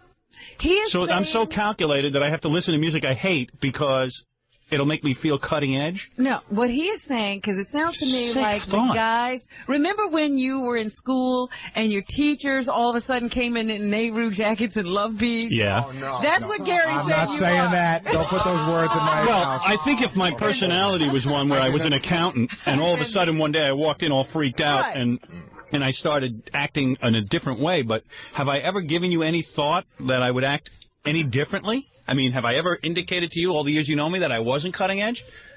Well, I don't know. I mean, what did you used to listen to when we were at NBC? What sort of music did you listen to back then? Whatever was current, Van Halen or, I don't know. Whatever, you know, sort of the same kind of crap. I mean, probably, I'm trying to think in the 80s I was into. Rock and roll. It was rock and roll, but a lot of the bands. AC/DC? Yeah. No, Leonard Cohen I used to listen to. What do you think? If I insulted you, I apologize. Do you think I'm some kind of whack job that would sit at home and listen to... All of a sudden you're going to change. I got to be younger.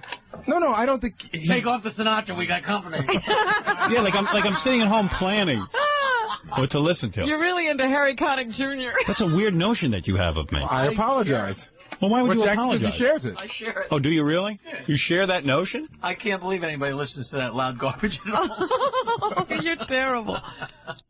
God. Now, I have actually seen Howard once I don't believe you'll listen to it. Drag his friends into a room and play Prince for him when Prince first came out, and I watched all their faces go blank. I like music.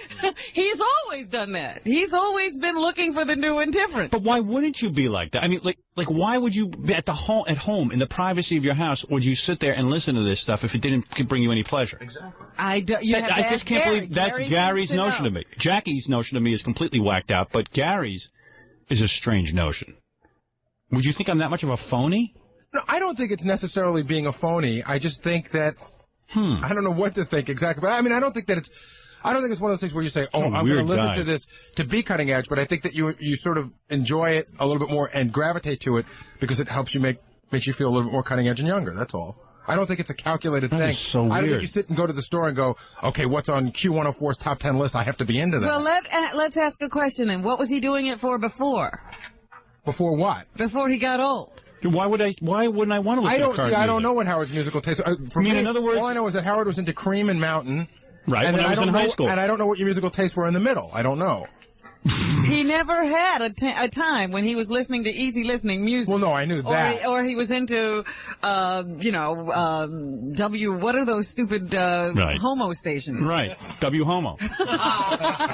No, it's just weird that after working with me all these years, that's your impression of me. He has never listened to jazz. He has never done any of that stuff. Why would because I don't understand why your musical taste couldn't be current.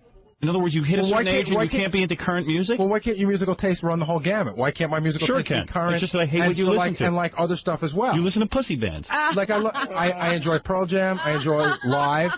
I enjoy all those bands. You know what Gary is? You know what? I realize Gary's talking about himself. Ralph pointed this out to me. Gary had to go to the Pearl Jam concert once they got famous. Right. He had to see them. Yeah. But Gary doesn't listen to Pearl Jam. But that's not true, because not only did I go to see Pearl Jam, I went to see Stone Temple Pilots and Nirvana, and I like all those. No, I like those bands. So it's a projection thing. Ralph is. Now I get it. So you actually listen to this stuff. Whatever is big. That is really what you're into. He's the Casey Kasem of this show. You're into whatever's big. I realize now. The only reason you would think that of me is because that's you. Yeah, that's right. Where else would you get the idea? From looking at you. From looking at me? Yeah. What? How has he changed, Gary? What do you mean, how has he changed? I just said he was this nerdy guy. Nerdy? 32, 33, 34 years old. Why was I nerdy? Look at that press photo from NBC. You think that's a lot better looking than you are? It's not about me. Wait a second. Hold on. Don't put it on me. It's not about me. Yeah. It's about who you were and who you are now. No. I had long hair. I cut my hair to get a job in radio. And then when I saw that it didn't matter anymore to have short hair, I grew my hair back again. You cut your hair like that and you look like that because you thought you did it to get the job? Absolutely. Did you read my first book? Yeah. Yeah, you didn't read that? So the whole time, right from DC 101 up to DC. That's exactly and it. you never decided And I questioned it after a while, and I said, why am I doing why this? is he doing it? He said to himself, and he let his hair grow again. Okay. You're so bizarre. I am. And look who's talking. Who doesn't do everything I do? I don't do. Then why is my hair short? Who had earrings way before you? Because now you got old. You did. You're talking about yourself. I'm not talking about myself. Fatso.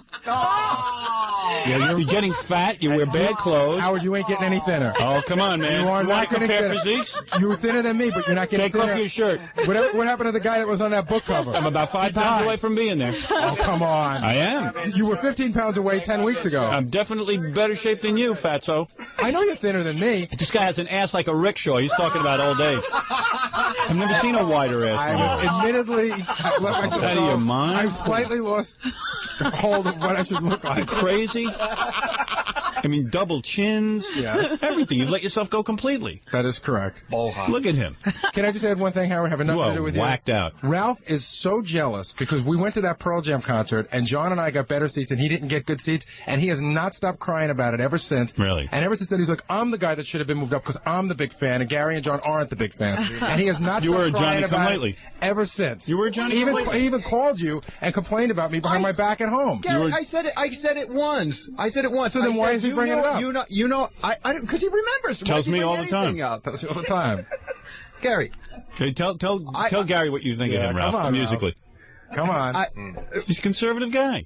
You know what? Gary is one of those guys that you talk about who thinks he has to do certain things at certain ages. He thinks he's got to get married by a certain age. He's got to have so many kids by a certain age, and he's got to listen to REM and like the. No, I don't have. Wait, hold on. He's calculated. I do not have to listen to REM. And Gary can't stand the fact. I was listening to REM and U2 when you were in diapers, blonde boy. Diapers. With that fake blonde hair. I was listening to those bands right from the beginning. I was in those bands. If anything, you're the Johnny come lately to it. Got him angry because you dyed your hair blonde. I dyed my hair. I think it looks so you're trying to be something. But that don't you think? You don't think Ralph's trying to be something? I think Ralph's What is Ralph trying to be? I think he's just trying to be Kato. But we've had this conversation before where you get real he gets worked up and angry over bands that are have a look like 9 Inch Nails. They are so calculated and no, I know everything is calculated. But Gary, maybe you should be a little calculated. Well, maybe he is a little calculated, and that's the problem. Yeah, he is calculated by the music that he chooses. You can see that he does it. I like all different kinds of music. I feel that I'm well-rounded. I know a lot about lots of different types of music, not just one kind of music. But that's like the safe rock and roll band. No, it's not. Like REM. Well, I listen to the music I listen to because I want to be young. I want to stay young. That'll help me stay young. I mean, I actually think it's I'm into some of these groups, and we go to concerts, and I see 15-year-olds or 12-year-olds into this music, and I feel kind of weird. You know what I mean? I've actually the reaction. Gary goes by at a certain age. You're supposed to like a certain kind of music. I never said that. That's what you just said. No, I didn't. You said I listen to music because of my age. I didn't say that. He said that. That's what you said. No, I didn't say. No, you said that. You walked in and said that. He was trying to be younger. I was talking about you're trying to make myself younger by listening to certain kinds of music. That's so bizarre. I'm sorry. That's just such a bizarre thought. that I would sit at home and listen to music so I could feel younger. You're not really into that music. No, I hate it. You think that this would be cool you think that that'll make you look different to everybody else, so you come in here and you play. And what's weird is Gary thinks that of me. But you know what? I think, and you're kind of doing your own thing, and I think, like, Gary would like to be doing more of that. And no, I like to think I'm doing fine. I don't think you guys all think that I'm unhappy. To do his own thing. You should be. You're not. I like what I'm doing fine. I don't have to be like anybody else. I don't have to do what you do. No, you have to be like everybody else. That's right. Yeah. You were doing a rap on the air one day about Melissa Etheridge, and, like, you know, she was like, who is she? She's nobody. And Gary's like, he is so out of it. I like two of her songs a lot. I'm out of it. Two of her songs. Yeah, you were the saying, two hits you like. You were saying that nobody listens to her music, and I was saying I didn't say. I never said nobody listens to her music. A lot of people listen to her music. The problem is that they like her because she's a lesbian. It's something chic. That's not what we were talking about that day. You were saying on this particular day, like a year ago, you were saying that nobody listens to her music. Who is she? This is before she was really big. Nobody listens to Melissa Etheridge until they hear the whole lesbian thing. I agree with you, but that's not the That's what they're into. That is exactly. That's what Ralph and I were arguing about. But you were wrong in that sense too, because that song you were talking about only got popular when everybody knew she was a lesbian. It was an old song from like 4 years ago. It's lesbian chic. It was a great song. Yeah, but why wasn't 4 years ago? As soon as you find out it was a lesbian, then all of a sudden it's a great song. That's not what we were arguing about, Ralph. Howard was saying nobody knows who she is. He wasn't doing the rap he's doing now. You're making it up. All right. This one goes on all day with Gary. He makes these statements. He can argue forever. And he'll never give in. Howard, Ralph came in, and it was a completely different discussion. Now he's moving. Admit it. You don't see me as a genuine article. When I sat here, you've watched me now for over, 10 years in my career? 12. You've seen some pretty weird things go down, haven't you? Absolutely. But you think I'm pretending? No. So what's the rub? Why is D more cutting edge than I am? Out of his, out of character for him. D got out of school and took on a life that most people wouldn't take on, that of a rock star, and it's a big chance. I guess I can't imagine anything that's more of a chance in my career. My career's been a total burnout. I agree about your career, and you know what? Maybe because when I first met you, I met you in that stage where off the air you seemed very conservative. But I still do. I still have very conservative views on a lot of things. Okay. I thought that you looked the part when I first met you, the way you acted at home. Yeah. I wasn't saying you were faking it, but I just thought that you seemed... So I was faking my career, but I was being real. I just said that. I just said that you were faking the radio guy. I see. So in other words... Hey, I'm cornered. What do you want? I don't know. You're weird. You have a weird view of me. I'm sorry. Everybody's entitled to an opinion. Everybody I know graduated school and took no risks. Jobs. And they towed the line. I don't know, man. You're doing it because you can. I mean, there's a ton of people who'd like to have their hair long and, but none of their friends listen. It's everybody's running around doing the same thing. You know what? I don't know what you're talking about. You're just a really whack job. You're a whack job. You just go away. All right, I want to talk to my guests. This is a totally bizarre conversation. And all we wanted to do was listen to that song. I know, but I'm listening to it so I can stay young. Vampire. What? This all started with Howard lashing out at me. I want to stay young. Vampire. Sucking the life out of these bands. Come on, we're way behind. The guy made me feel totally self-conscious about listening to that song. I don't see why it would bother you what he thinks. Yeah, he's just whack that he would think. I mean, he's known me for over 10 years. He would think that of me. Howard, be like Robin. Don't care what anybody thinks of you. Oh, she cares plenty. She does not. Oh, you wish she didn't. If she didn't, she wouldn't have had her problems. What? You care about what everybody thinks about you. No, I care what I think. She is so sensitive, it's beyond belief. I am very sensitive, but it has nothing to do with caring about your opinion. I just get tired of being beaten up. So get online. Yeah. If you got beaten up, then I've been raped and murdered. Jesus.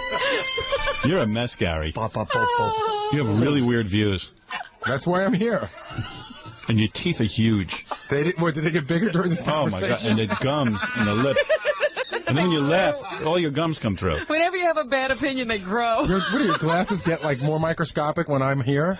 You just hate my gum and teeth and lips. I'm just looking at them, that's all. Stop. Now you're making me self-conscious. Put a bag over your head. You watching his lips and gums? You can't watch. You can only watch for so long. Yeah. You got to see it from the side. I know. Pinocchio. His teeth grow. All right, get out of here. This is junior high school all over again. Go talk to all over again. That's right. I'm just trying to stay young, man. We might as well bringing you back to junior high. We might as well be at the lunch table. I'm keeping you young. Throw some food at him. I resent your view of me. Thank you. All right, we're going to take a break now. Yeah, let me see some faxes. I can't do anything right except for this. Can't get in on time. Can't answer the phones. Howard, there's an old saying, when you point your finger at someone, you're pointing 3 at yourself. Gary is the true poser. He has yet to say that he digs a band that has sold less than 1 million records. Well, I used to do A&R for Island, and now I run my own indie label, and I think Skunk Anansi is great, or whatever the name is. By the way, I did say that I like that record. F that big-toothed, gangly-gummed, roll-around-the-middle, self-absorbed, pseudo-intellectual, phony, yuppie, kiss-ass scumbag. He doesn't know music. Signed, Jackson Dell'Abate. Gary, it's called progression, and that is so true. Signed, Mary Dell'Abate. Yeah, like, who's the new group you're into? Yeah, who are you into? New. I have to, give me a second. No, I have to think about it. That's a good question. That's what's hot right now. And what are you into? I'm only posing. What are you into? What are you listening to at home? You shouldn't have to think so hard about that. I'm listening to Disney's 40th anniversary. There you go. Well, there you go. Cutting edge. There is no band you're into. David. You're not into music. You're into, like, turn on the radio. You're in top 40. I'm not as into music as you. You're Casey Kasem. Okay. That's it. This is my original premise. Okay. You go down the top 20, and then you go to see those bands. And, like, what moves you? I mean, is there something that you listen to and you really... Yeah, there's lots of music. In fact, the last album that I liked, I really loved the entire album, and then it got really big, but I liked it from the beginning, so if I bring it up, you guys are going to make fun of me. I like the Counting Crows record. You guys probably think that's the biggest, wimpiest pussy music. That is such a homo. But I liked it right from the gebeginning. I thought it was a great record. In fact, Ross, who works at Geffen, gave it to me before it was out. Okay, you're the man. Counting Crows. That's a great album. Yeah, they're really good. They are. Yeah.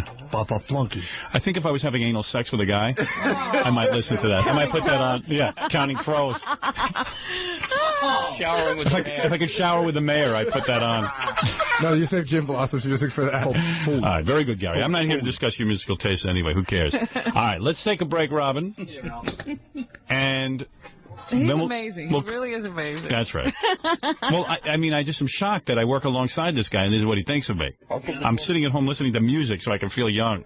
He still didn't come up with a new group that he liked. No. Because he's not into music. He's not into it at all. He's into listening to the top 20. Don't you have hairspray you have to fly around? Why don't you get out? He's right. Does Letterman fight with the makeup man? I mean, what is this? If I do it, he will. You're not Letterman. Neither are you. You're Morty. I'm Morty. I'm sorry, you should... Weak? You're a retard. I'm a retard. I get a little lost in my analogy. What do we... Yeah. Gary, no, you're friends. So what new group are you into? I don't know. I haven't really thought about it. Anyway? Why should you have to think about who you're into? I don't know. I haven't been listening to a lot of music lately. I won't deny that. I just haven't been listening to a lot of music. So why don't you just check the Billboard Top 10 and then you'll know what you're into? I heard, a band that I like that I heard a few times is Korn. Korn. They're not a bad band. Yeah. So you asked me who I like. That's a band that I like. All right, good. Korn. So what do? You turn on the radio and you listen to Korn. Whatever they're playing, that's what you're into. That's what you're into. And where do you hear all your new music from? I get the records from the record company. I go to the record store and I buy it. No, you are. And then you go into a record store and sometimes you say to a guy, hey, where are the new releases? And then you pick up a few and you listen to them. Mm-hmm. That's all. Okay. Now I know how to do it. All right. Stupid. But I do it to feel young. Papa Bohai. What you must think of me. I wish I was a fly on the wall in that house. Although there's a lot of flies on the wall in that house. The flies are all around. Flies are all around Gary. Stern Show. The police maintain that you shot at them. What is your response to that? It was lying. I mean, I don't even own no gun. I don't own no gun, period, man. You know what I mean? Streets is wild, crazy, and you know what I mean? I deal with chances. I just keep it moving because, I know a lot of officers in New York City. They pull me over. They see this old dirty bastard. Oh, keep going, man. Get the out of here. You know what I mean? That's how it is, because I ain't no bad type of guy. To the community any way.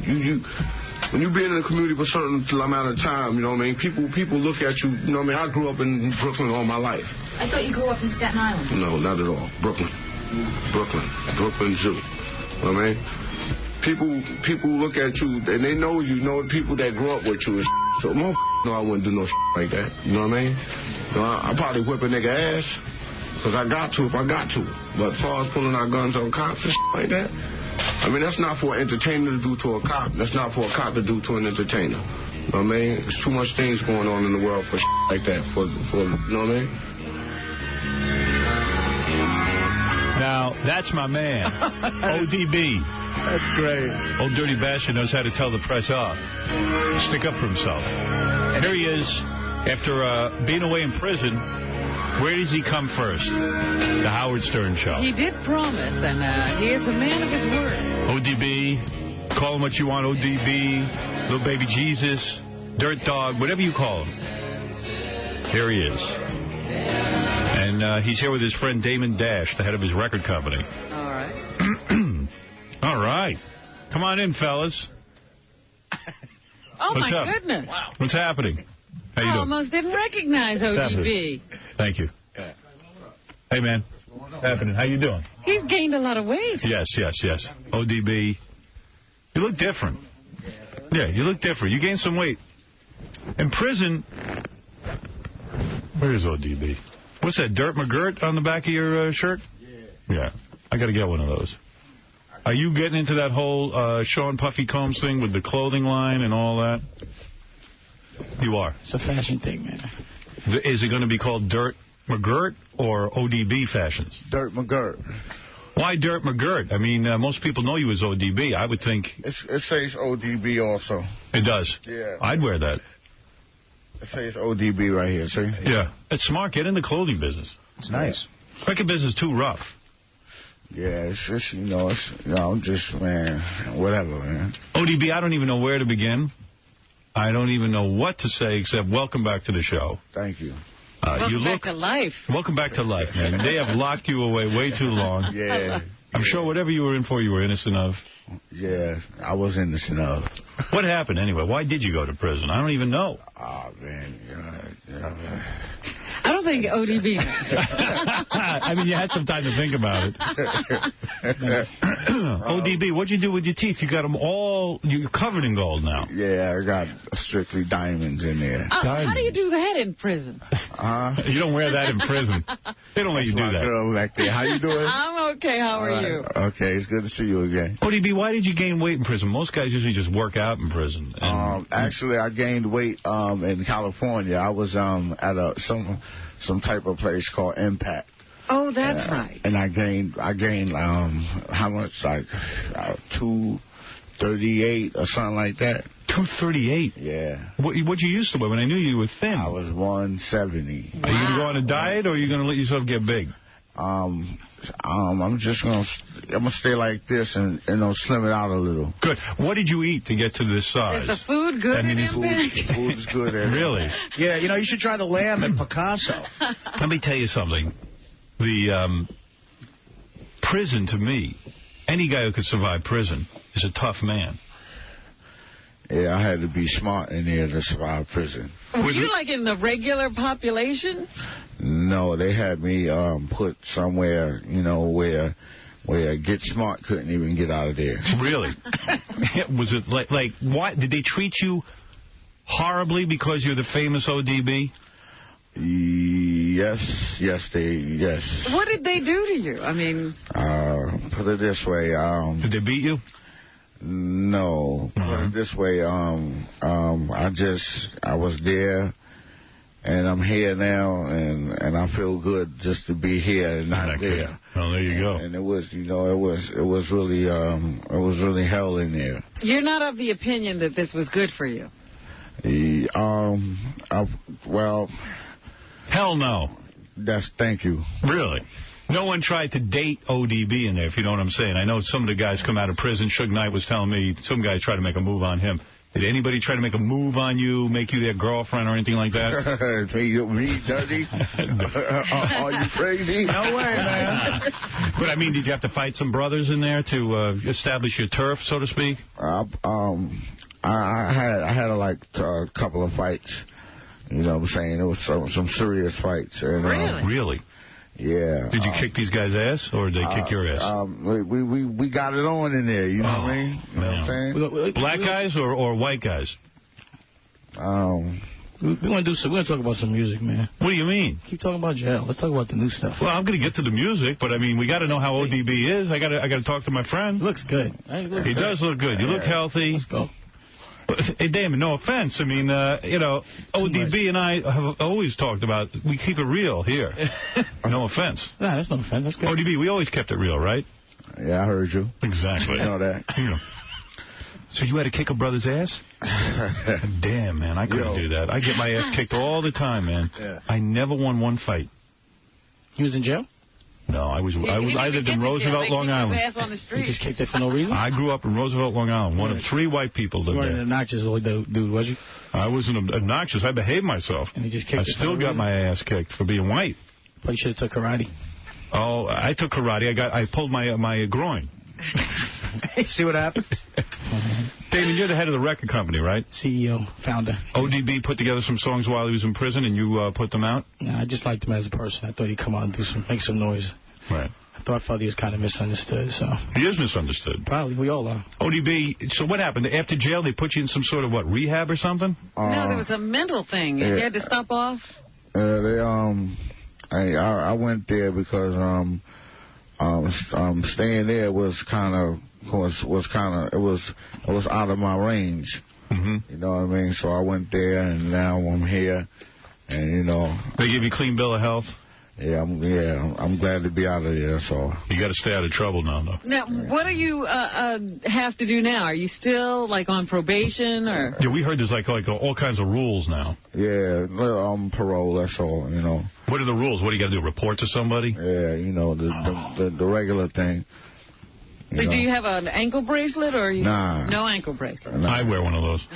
Yo, nobody trusts me. Just for show, though. Yeah, but actually, right now, I'm going to get in the studio and work on my album. Now, when is this album coming out? As soon as it's done, As soon as it's finished, we out. There's no timetable, Damon? There's no sort of... I got a feeling we're going to have a record on the radio this week.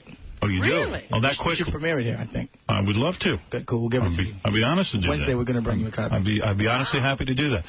Old Dirty Bastard will be hosting a live web chat tonight at 9:30 at dirtmcgirt.com. Now, are you going to answer all the questions, or Damon, are you going to say, oh, let's not talk about prison? I mean, if they're going to do a web chat? I would think we'll ask a couple of questions, but I don't want to harp on it like y'all doing. What do you mean harp on it? This is a man's life. Y'all ask a lot of questions about jail. ODB, when you write your new album, you got to talk about jail. This has been your life for how many years now? Not every record, though.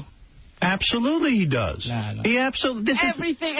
Wasn't he writing in jail? ODB, did you spend time writing music in jail? Yo, what's going on here? I'm having an argument. I know you got a lawyer with you. Everything's jail. Come on, man. Not everything is jail. The guy just got a clothing line. He's on a new label. We got a whole new beginning. Let's talk about the fresh start. Hey, brother, you're C-blocking me here. Exactly. How could I talk to ODB? You're cell blocking. That's why I'm here. That's what I'm here for.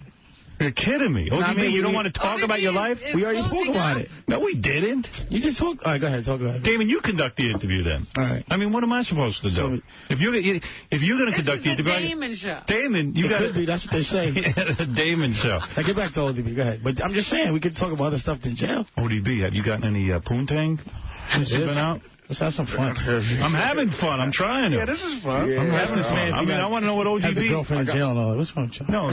What do you mean? Of course they got to know. Brothers, Suge Knight came in here and said some guys put a move on him. He took care of business. Yeah. We talk about entrepreneurial business. We entrepreneurs in here. We want to look smart over here. Come on. I can dig that you want to sell records and everything, but everybody wants to know about Dirt Dog. Want to sell records, but Old Dirty has a clothing line. He got records coming out. We can talk about that. Well, he just said it. I mean, what's to talk about? Exactly. Yeah. Yeah. I'm just happy to be here. I know. Let's do it. Jail stories sell records. Right, ODB? Talent sells records. Exactly.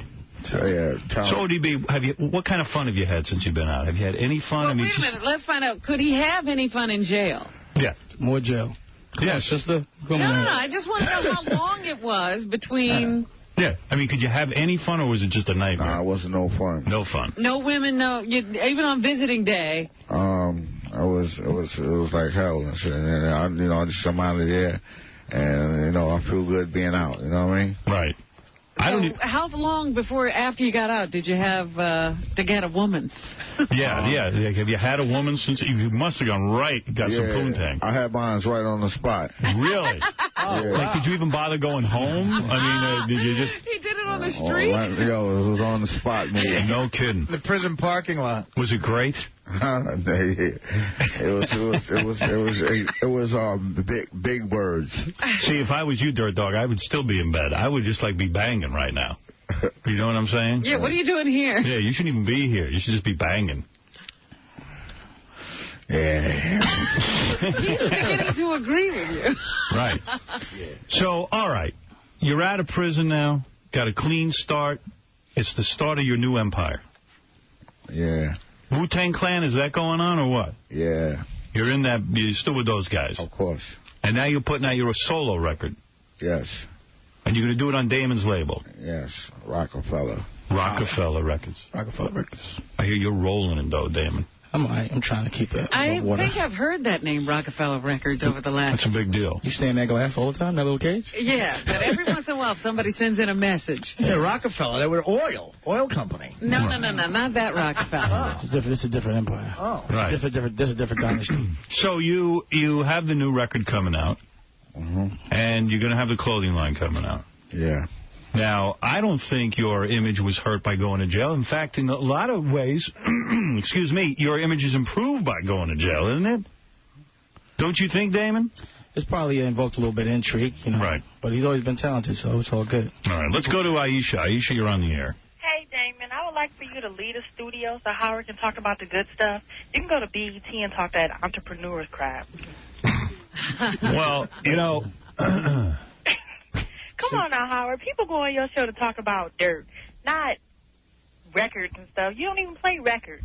I don't play records. I talk to ODB as a friend. He's always been on my show. He's always been very honest. Right. He's trying to be honest, but Damon over here, let's talk about this. Let's not talk about that. We don't want to talk about too much negativity. That's all. Sorry.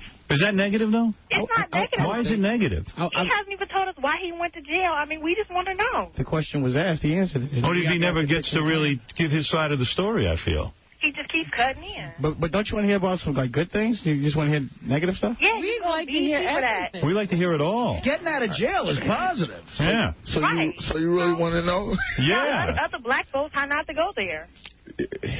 Yeah, you black folks. And also, if ODB was set up, I'd like to know about it. Yeah, don't go there. I'm being serious. I mean, I really do want to know about it. We all want to know. I want to know what happened. Yeah, well, I think we're here to promote some good stuff and talk about his history. We did all that. I think we should just move on. No, we tried to talk about his history, but you cut him off to talk about what's now and what you trying to do. Yeah, sorry, sister. My bad. All right, some of the sisters coming down on you. All the sisters want to hear. I don't know. I don't get it. Howard, first, welcome back. Thank God. Is this Aisha? You're a drag. You're a drag. When Dirty Old Bastard is on, Howard gets out the dirt and he talks. And Dirty Old, what are you doing at the table with Mariah Carey? Because she loves you, man. Is that right? What's the scoop about you and Mariah Carey, baby? What's going on with Mariah Carey? Now, there's something positive. Marianne brings up a good thing. Let's talk about that. Yeah, what's going on between you and Mariah Carey? You hitting that? Yeah, that's some food time, baby. ODB, yeah. Who you got? Don't tell me you're hanging around with her just for fun. Ladies and gentlemen, there's an interruption. ODB, what's going on with you and Mariah Carey?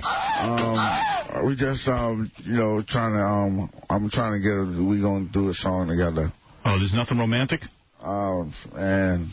Oh, look at this. Wow. Whoa. That's a pull, man. Look at you, ODB. Sweet. Look me in the eye, brother, and tell me that's true. Now, Damon, can ODB discuss this? Listen. When I feel like interjecting, I will. Y'all can do what you want. All right, there you go. There you go. You got to ask me to interject. I'll just do it. No, Mariah Carey is a good subject. Yeah, what about her, man? Yeah. She's crazy, right? She's good people. She's not crazy. She's cool. She's cool. And what happened? When you got out of prison, you went right to Mariah Carey and hung out with her? She was there, so... Are you in love with her? Yeah. Of course. Yeah. Have you think about her in prison? Hell yeah. All I was thinking about was this song we made, Fantasy. And it said when her boyfriend get out of jail, and I was like, man, I got to get out of here, man. You know what I'm saying? Yeah. She came through and supported like a friend. She did? She was good. She did it because she was advised not to, and she was like, I'm going to come through just because she was good. She did the right thing. She did the right thing. And if she gave you sex, man, right on. I would love to hit that. Yeah, she's nice, man. I would love it. She's real cool, man. She look good naked? Hey. Oh, my God. I ain't got no objection with her. She look good, man. She's a very pretty woman. Good for you. That's a major score, my friend. What is it, Gary? You know, just doing some interesting research on Damon Dash. Yes. What do you think Damon's worth? I don't know. I have no idea. I don't know. Would you be surprised you're looking at a $300 million man over there? Look at you. Oh, no wonder you're telling Dirt Dog what to do. I'm not telling him what to do. Stop that. No, you know what I'm saying. And then the women. The women that Damon's... Well, who have you had, my brother? Well, let me hear your laundry list. This is sort of sad. He was with Aaliyah. Well, that's sad. Was that your girlfriend at the time? Yeah. Oh, I'm sorry. But also he's been with Benihana, Princess Devon, Aoki. Whoa. That's all the paper, man. Oh, really? Ananda Lewis. Yo, what's going on, right? What's wrong with that? Why are you guys uptight about that? Man, if I was doing Ananda, I would brag about it. I wouldn't. I don't think... You talk about who you have sex with? Sure I do. I'm not saying I have sex with. I'm just saying, you do? Yeah. Oh, on yeah. the radio? Sure. Well, that's why the first girl called. Yeah, I got you. Of course. Now, listen, I can't ask you to be honest if I'm not honest. Yeah. You know what I'm saying? Yeah. I did Ananda. I never said I did it. No, I didn't actually. I didn't do her either. That was a rumor. I don't know where that came from. Really? I didn't do her either. I didn't either. That's great when there's just rumors about you doing chicks. You know, you don't have to say it yourself. Yeah. It's a good thing. $300 million. How do you make $300 million in the record business these days? Seriously, I mean... I'm not only in the record business. What are you in? Clothing business, Rockwear. You don't know about Rockwear? I got to see you some Rockwear. Hey, let me have some of that. Some movies. I directed a movie. What movie?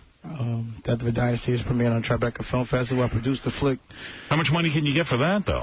It depends on how you do it. I mean, I got it financed. It depends on how, you got to make it where it's lucrative for you. Yeah, but that's not where your money came from. A lot of money came from, I would say, the music business, the clothing business. We got liquor, Armadale. We do a lot of things. We're entrepreneurial people. That's what you got liquor? Yeah, some liquor, huh? What kind of liquor you got? It's a vodka. I'll give you a bottle. Give me a bottle of that. Do it right now. ODB, maybe you're in with the right guy. Nah.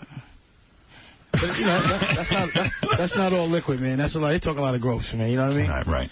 You know, it's not all I generate a lot of money. You know what I mean? I'm a businessman. I wish it was all profit. I wouldn't be up at 7:30 in the morning, I'll tell you that. Well, all right. That's a good point. Herbert, go ahead. You're on the air. You're on with Damon. You're on with Old Dirty Bastard. He's going to be hosting a live web chat tonight at 9:30. You go to dirtmcgirt.com. Hey, Howard, I read somewhere that Damon Dash, his son actually brought his pot to school with him or something like that. Any truth to that, Damon? Nah, that's ridiculous. Or they used to beat up his wife or something, too? She filed a couple complaints against him? Really? I wasn't ever married. Or your mother's son? Your son's mother. Son's mother? Nah, truthfully speaking, I'm in the middle of a custody battle. I got my son. And, you got your son? Yeah, for some reason, sometimes the paper likes to report things aren't true, but you should know that. You're in the paper all the time, I'm sure. Father never gets the kids. It's very difficult. Yeah, but I got him, so that should tell you something. That's interesting. I do remember that story. Something about the kid showing up at show and tell. Yeah. With marijuana. Sounds like a cool kid to me. Marty, you did that. I wish I could say it was true, but it really wasn't. It wasn't. Right. Well, ODB, I'm glad you're out of prison. Yeah, man. I'm glad I'm out too, man. Congratulations. Now, what are we going to do to stay out of prison? Yeah, what's the plan? You got to stay off from drugs and things like that. You know? Exactly what were you doing? Huh? Man, the best. Really? Because I want to be on what you're on. I love that. What do you do? No, seriously, you straighten your life out. I just gotta, they take that urine test, so I'd stay away from all that negative stuff. As long as you stay off drugs, they'll keep you on the street. On the street. Yeah. That's all you gotta do. But the temptation is great, man. It is a great temptation. What was he doing? Was he like into coke or heroin? What were you doing? Yo, I was doing me. What were you doing specifically? That Kizzo shit, man. Really? On the radio. Oh, you can't? Well, listen, ODB, I wish you a lot of luck.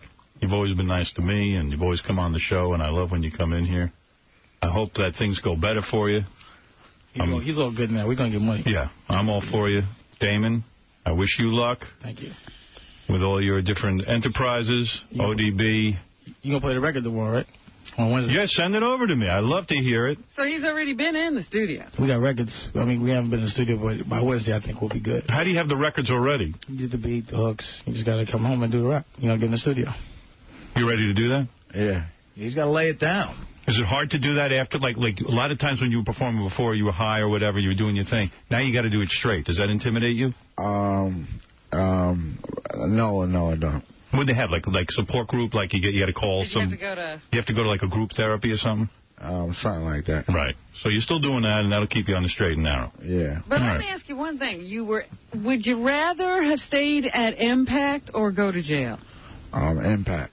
Okay. I don't even know what Impact is. Impact was the rehab facility he kept escaping from. Oh, really? It was only one time, man. It's just, you know. The media blows that out of proportion. I had no choice, man, because, the L.A. judge was in my favor. So, I said, I got to do me. Do you think they treated you differently because you're the famous ODB? Do you think they were harsh on you because of that? I don't know. I do. I'll tell you why. I think they try to set an example out of you. You agree with that? Kind of. No. I mean, I don't think... there's a lot of guys who have done stuff like you do. They don't even go to jail. Yeah, True? True. Yeah. All right. So, I mean, I think there's a bit of that going on here, too. You agree with that, Damon? Probably. Yeah, definitely. Yeah. We get harassed all the time. Bobby, there's a lot of prejudice going on we don't like, man. They mess with us a lot. I don't think it's a black thing. I think it's a fame thing. Nah, it's more... For us, it's a hip-hop thing. They mess with us in the street a lot. Bobby, go ahead. You're on the air. What's up, Howard? Hey. Just wanted to tell you that Damon, I can't believe it. He's bigger than Puffy. Bigger. He got movies, he got Cameron, he's got DZ, he's got everybody. He's got Dirt McGirt. He's going very, very far. Thank you, man. I appreciate that. All right, there you go. Damon, you holler back, player. My man. Is that a white guy talking like that? Hell yeah. Look at you. It's not a black or white thing. It's a colorless thing. People that appreciate good things. Really? Yeah, that's right, Howard. Where do you learn how to talk like that? I grew up all my life in the Bronx. I went to Mount St. Michael. I've been all over the Bronx all my life. Let's keep it real because I'm keeping it real. All right. Listen, Damon, thank you for coming in. Send me that record tomorrow. ODB, good luck with your web chat. Tonight at 9:30 at dirtmcgirt.com. People get on there on the website, and they can say anything they want to you. Will you then talk about your prison experience? Yeah, talk about anything. The prison experience right now, you know what I'm saying? So. Where you living? You living with your family? You have a sister, right? I got sisters. Yeah. Are you living with them? I'm over here with my mother. I'm looking for a house right now, shopping for a house. I went shopping for a house yesterday. Okay. So I got to go next week and, get yourself together. Yeah. So this is, it's relatively early in your release period. You don't even have a home. Yeah. He's already got some poontang, though, Robin. Yeah. Notice poontang first. You got to go house next. Yeah. All right, we're going to take a break. Want to thank Old Dirty Bastard, Sweet Baby Jesus. Now, who are we? Who are you? What do you want to be called now? Dirt McGirt. Dirt McGirt is the name. Yeah. All right. How do you spell McGirt? McGirt, M-C-G-I-R-T. All right. So if you're looking for it on the web, it's Dirt McGirt. And we'll be back after these words. Eric does have his fans. He can be a factor. They're very aggressive in their voting. None of them can reach the phone, but... All right, Eric, I'll give you a quiz. How many people voted in American Idol this past week? Ryan said it was over 1 million. 51 million. Yeah, over 1 million. That would be down, way down. You're both wrong. It was 51 million grand. I couldn't hear the exact number that he said because I had the headphones on for the show. 51 million. Wow. All right. Thank you, Eric. Jessica Hine, you're on the air. Go ahead. Howard, did you watch Oprah and Barbara? You've got to let me talk about this. Barbara Walters and Oprah Winfrey. I didn't watch it, but we did run some tape. You've got to let me talk because I'm so furious right now. Jessica Hahn, furious. I'm furious. Listen to me. First of all, Barbara Walters calls me up one day. She's interviewing Jim and Tammy. She calls me up privately. Calls me Han the Homewrecker. This bitch, I said, Barbara, did you ever have any skeletons in your closet? But you're like this great reporter. Everybody loves you. And now I see her giving Oprah Winfrey high fives on the air because they both had, quote, an affair. And Oprah goes to call it, well, you were a mistress to a black married senator. And the audience, and Oprah goes, well, the sisters are going, hey. And they high-five each other. And they right. In other words, you're a filthy whore because you're a homewrecker, but Barbara Walters was wrecking a home. Wait, so guys, listen. So Barbara and Oprah, Barbara Walters, by the way, is a fucking fossil right now. I'm so pissed off, Howard. She's a fossil on the air. She has nothing else to live for. So now she's going to go and bullshit about everybody, from Star to Rosie to everybody. But she had this affair, and I said to her on the phone privately, I said, Barbara, do you have any skeletons in your closet?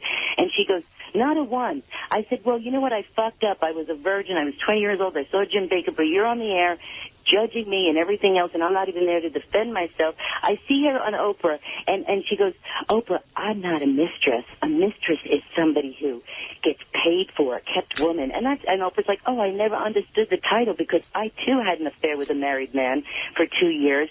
But I guess then Oprah goes, like she does, Oprah fucking doesn't know what it's called. She goes, well, what do you call that?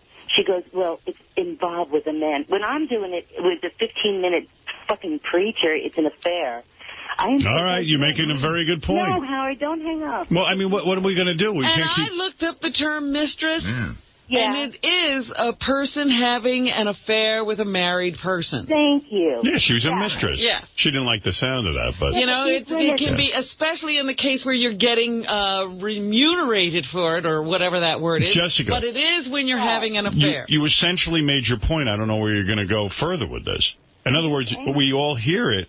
And yeah, but Howard, you know, how many times can you repeat the fact that Barbara Walters was a mistress and so was Oprah? You're a Barbara Walters friend, Howard. I'm not a Barbara Walters. No, you can. You just did. But what? Yeah, but you know what? You could fucking air it fucking 9 hours about... But you want 9 hours to keep making the same point? No, because you know what? I spent 20 years getting hell from her, calling Han the homewrecker, when this woman's on the air But you made the point. I mean, Robin, am I being unfair to Jessica? Howard, you're being unfair because you know what? All right, take another 20 minutes of my show to keep saying the same thing over again. My cunt, Howard. Go to hell. Kiss my cunt. Oh, I never heard of that. All right, I'll kiss your cunt. You're not even giving me 5 fucking minutes, but you want me to everything what? else. I just...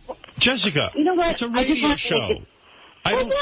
This isn't about everyone getting their fair time.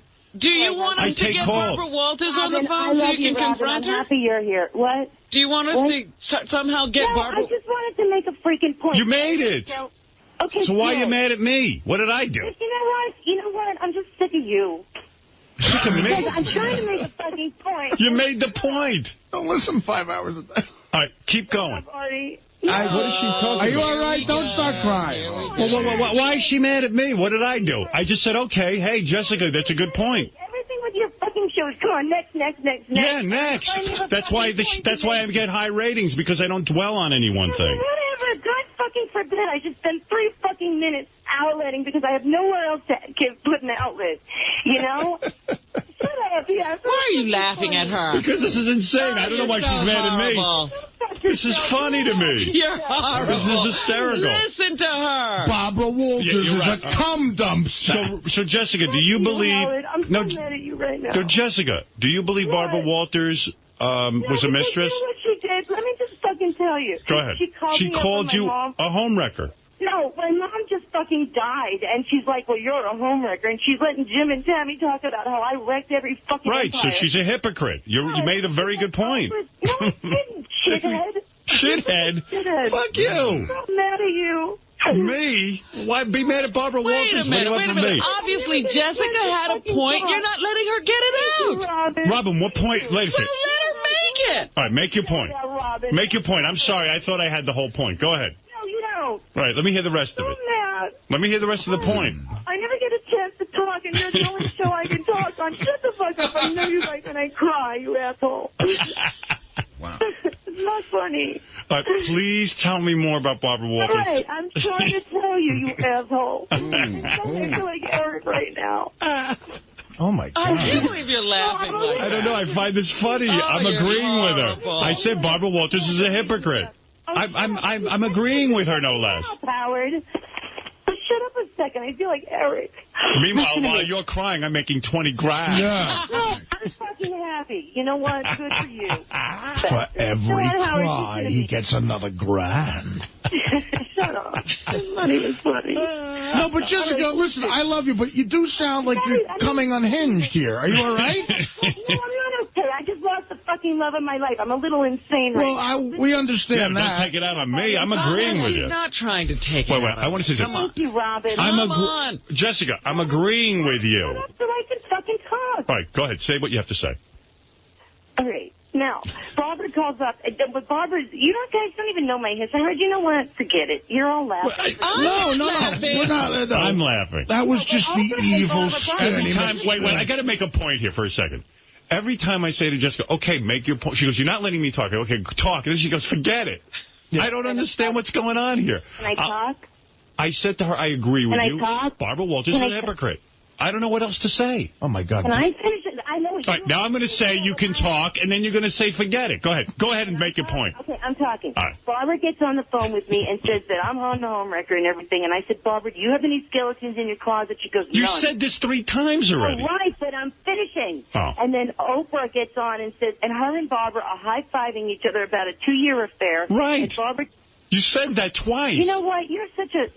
sometimes, Howard, I love you so much, but you're so fucking annoying. Why is that? Did she repeat this story twice already? She must need to set it up so she can say the part that she needs to say. But she set that up. You're cutting her off She's before ramping she up. gets to it. Robin, you know what, Howard? Sometimes you need to listen to fucking... Wait. Okay, all right. Did Barbara Walters call you a homewrecker?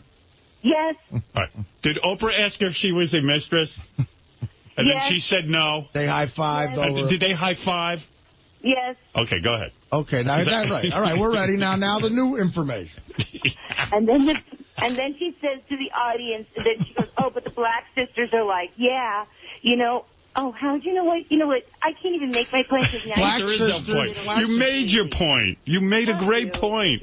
No, I didn't. You made a great point, and then now you're over and over again. No one's going to forget this point for a while. Oh, I'm so angry at you right now. I'm shaking. Well, go ahead. What's the new information? Come on. Go. Artie will work with you. Yeah. No, the audience, she goes around and Barbara said she has an affair with a black guy, and Oprah... And they high-fived. Yeah, they high-fived like what if... And then the audience applauded the sister. You know how this is your gift. This is why you're fucking I don't know why I'm a genius. I just want to hear the new information. My point. No, because I had a valid point, and now you're fucking it up. That gift bought a diamond-encrusted Osterizer. Exactly, Artie. Exactly. No, because then she... How could Barbara Walters call... How could Barbara... She called me years ago when her and Jim... Yeah. How could Barbara Walters call you Han the homewrecker and claim she had no skeletons in her closet? Thank you, Howard. And when she's high-fiving Oprah about... Because they're congratulating each other. So, I mean, what don't I get here? I get the point. The point is, Jessica was evil. Right. But Barbara Walters and Oprah are saints for doing it. I know, so I got that point. Right? So right now, Jessica, the next thing out of your mouth is something we never heard before. Yeah, now give me a new Right point. now, go. About. Yeah, but so she turns to the audience and she goes, oh, the Black sisters are loving this. Now, if Barbara Walters turned around and said, Oprah, you slept with a white man, the white people are loving this, it's always reverse racism with Oprah, and everything is okay as long as it's a nice, rich black man that she had an affair with. And by the way, Robin, you can appreciate it. Howard, if you interrupt me, I'll fucking kill you. Robin, yesterday was the anniversary of a black and white couple, listen to me, that went to the Supreme Court and threw out the law that said you can get arrested if black and white marry. I'm the host. I'm the host of the show. If I deem something over, it's over. Oh, why don't you? All right, fine. Then you're over, too. Forget it. Wow. You know what? I had to live with this all my life, and I finally want to vent. You're the only one. Well, you know what, Jessica? The one thing you can say is Barbara Walters is a coward because she didn't want anybody to know she was fucking a black man. There you go. Because she didn't want it to ruin her career. Yeah, what about that? Robin's making your new points. Thank you. I needed Robin because I can't obviously. Thanks, Robin. Yeah, but Jessica, what a great thing you have in your life to call the biggest radio show, and Howard takes your call. No, now I'm angry. Now I'm angry. All right? Because you're a shithead. I'm angry. I've been called an asshole and a shithead. I'll tell you what, broads are crazy. The reason this show is successful is because I have the ability when to move on. And Jessica doesn't like to be moved away from, and then she thinks it's an insult. I put her on the air quickly. You're wonderful. You're wonderful, Howard. I'm sorry. Thank you. Whatever. Of course I'm wonderful. Thank you. That's I mean, it's a good point. Right. I mean, you got Robin to say that. I think I missed the point. Can I hear it again? Is Jessica Hahn claiming that Barbara Walters is a hypocrite? Yes, she's very much a hypocrite. All right. She calls me a homewrecker. Right. Well, no, say it again. I forgot. Well, you know what, Howard? You know, you think you've had Barbara Walters on. You've said a lot of kind things about Barbara Walters. I like Barbara Walters. You're so happy to be in her presence because, you know, she's an icon. Right. But she's a hypocrite. Good. I agree. And I not only agree with Jessica, but I said, okay, I got the point. It was kind of time to move on. I could write a book right now, but Barbara didn't write her fucking book until she's like 80, and she even said on Oprah, oh, my career's over. I'm too freaking soft. And now, it's fine now to put it all out there. And everybody's dead. Yes, right. Robin. And why didn't she stand up for her big race relationship with the black guy then? She had to keep it quiet. I think we should spend another half hour on this. She's making good points, Howard. Right. Thank you, Robin. God forbid we should make a point and I shouldn't be some sex fucking toy. How about the wrap-up show? You could call that. Yeah, could you call that? Because by then they'll forget. John Hine is probably the best thing that ever happened to you. All right. No, and about 80,000 other women that had oral sex. Yeah, really. We didn't get into that. That's unbelievable. So now you love John Hine. Great. Wow. Not me, John Hine. I've moved on. Jessica. I love Robin more than you. Whatever. All right. Thank you. You've said some very nice things about me today. Yeah, I'm sure. Robin, thank you very much. You're welcome. I love you, but bye. Bye-bye. Bye. That's Jessica Hahn making the point. In case anyone missed the point, let me say it again. See, Barbara Walters is a hypocrite because she high-fived Oprah. And when Jessica called her, she said, don't you have any skeletons in her closet? And she said she didn't have any. Oh, wait, Fred, where's the circus music? We could do it later. No, actually, could you get it back on? Because I didn't get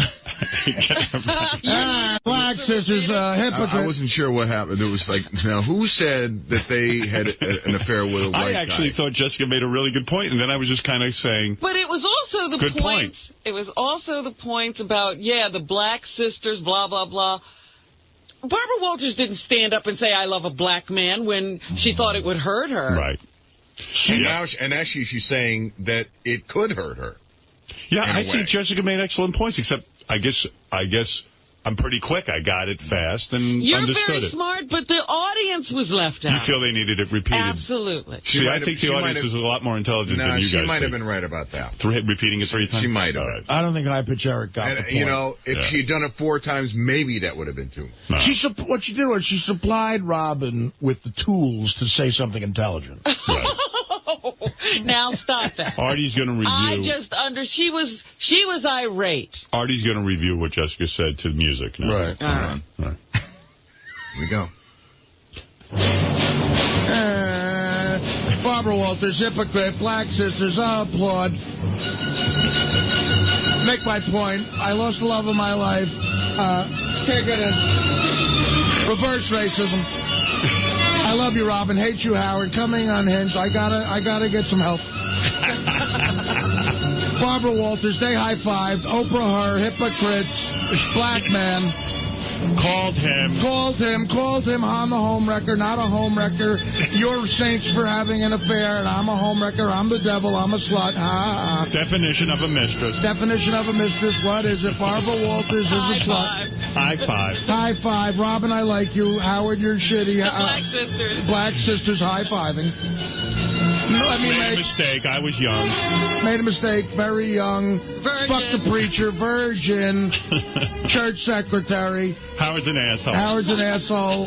John Hine is my favorite. John Hine I love. John Hine's a genius. Lucky to have him here. Best thing ever happened to Howard. Hate you, Howard. Is John Hine. Hate you, Howard. Robin, I love you. Thanks for making the point. Black sisters high-fiving white people like you, Oprah, having an affair with a white person. Oprah's crazy. This is why you get paid, Howard. This is why you get paid. You're a genius. $100,000 for every 24 seconds. I feel like Eric the Midget. All right. Thank you for that recap. Lost the love of my life. Oh, dear.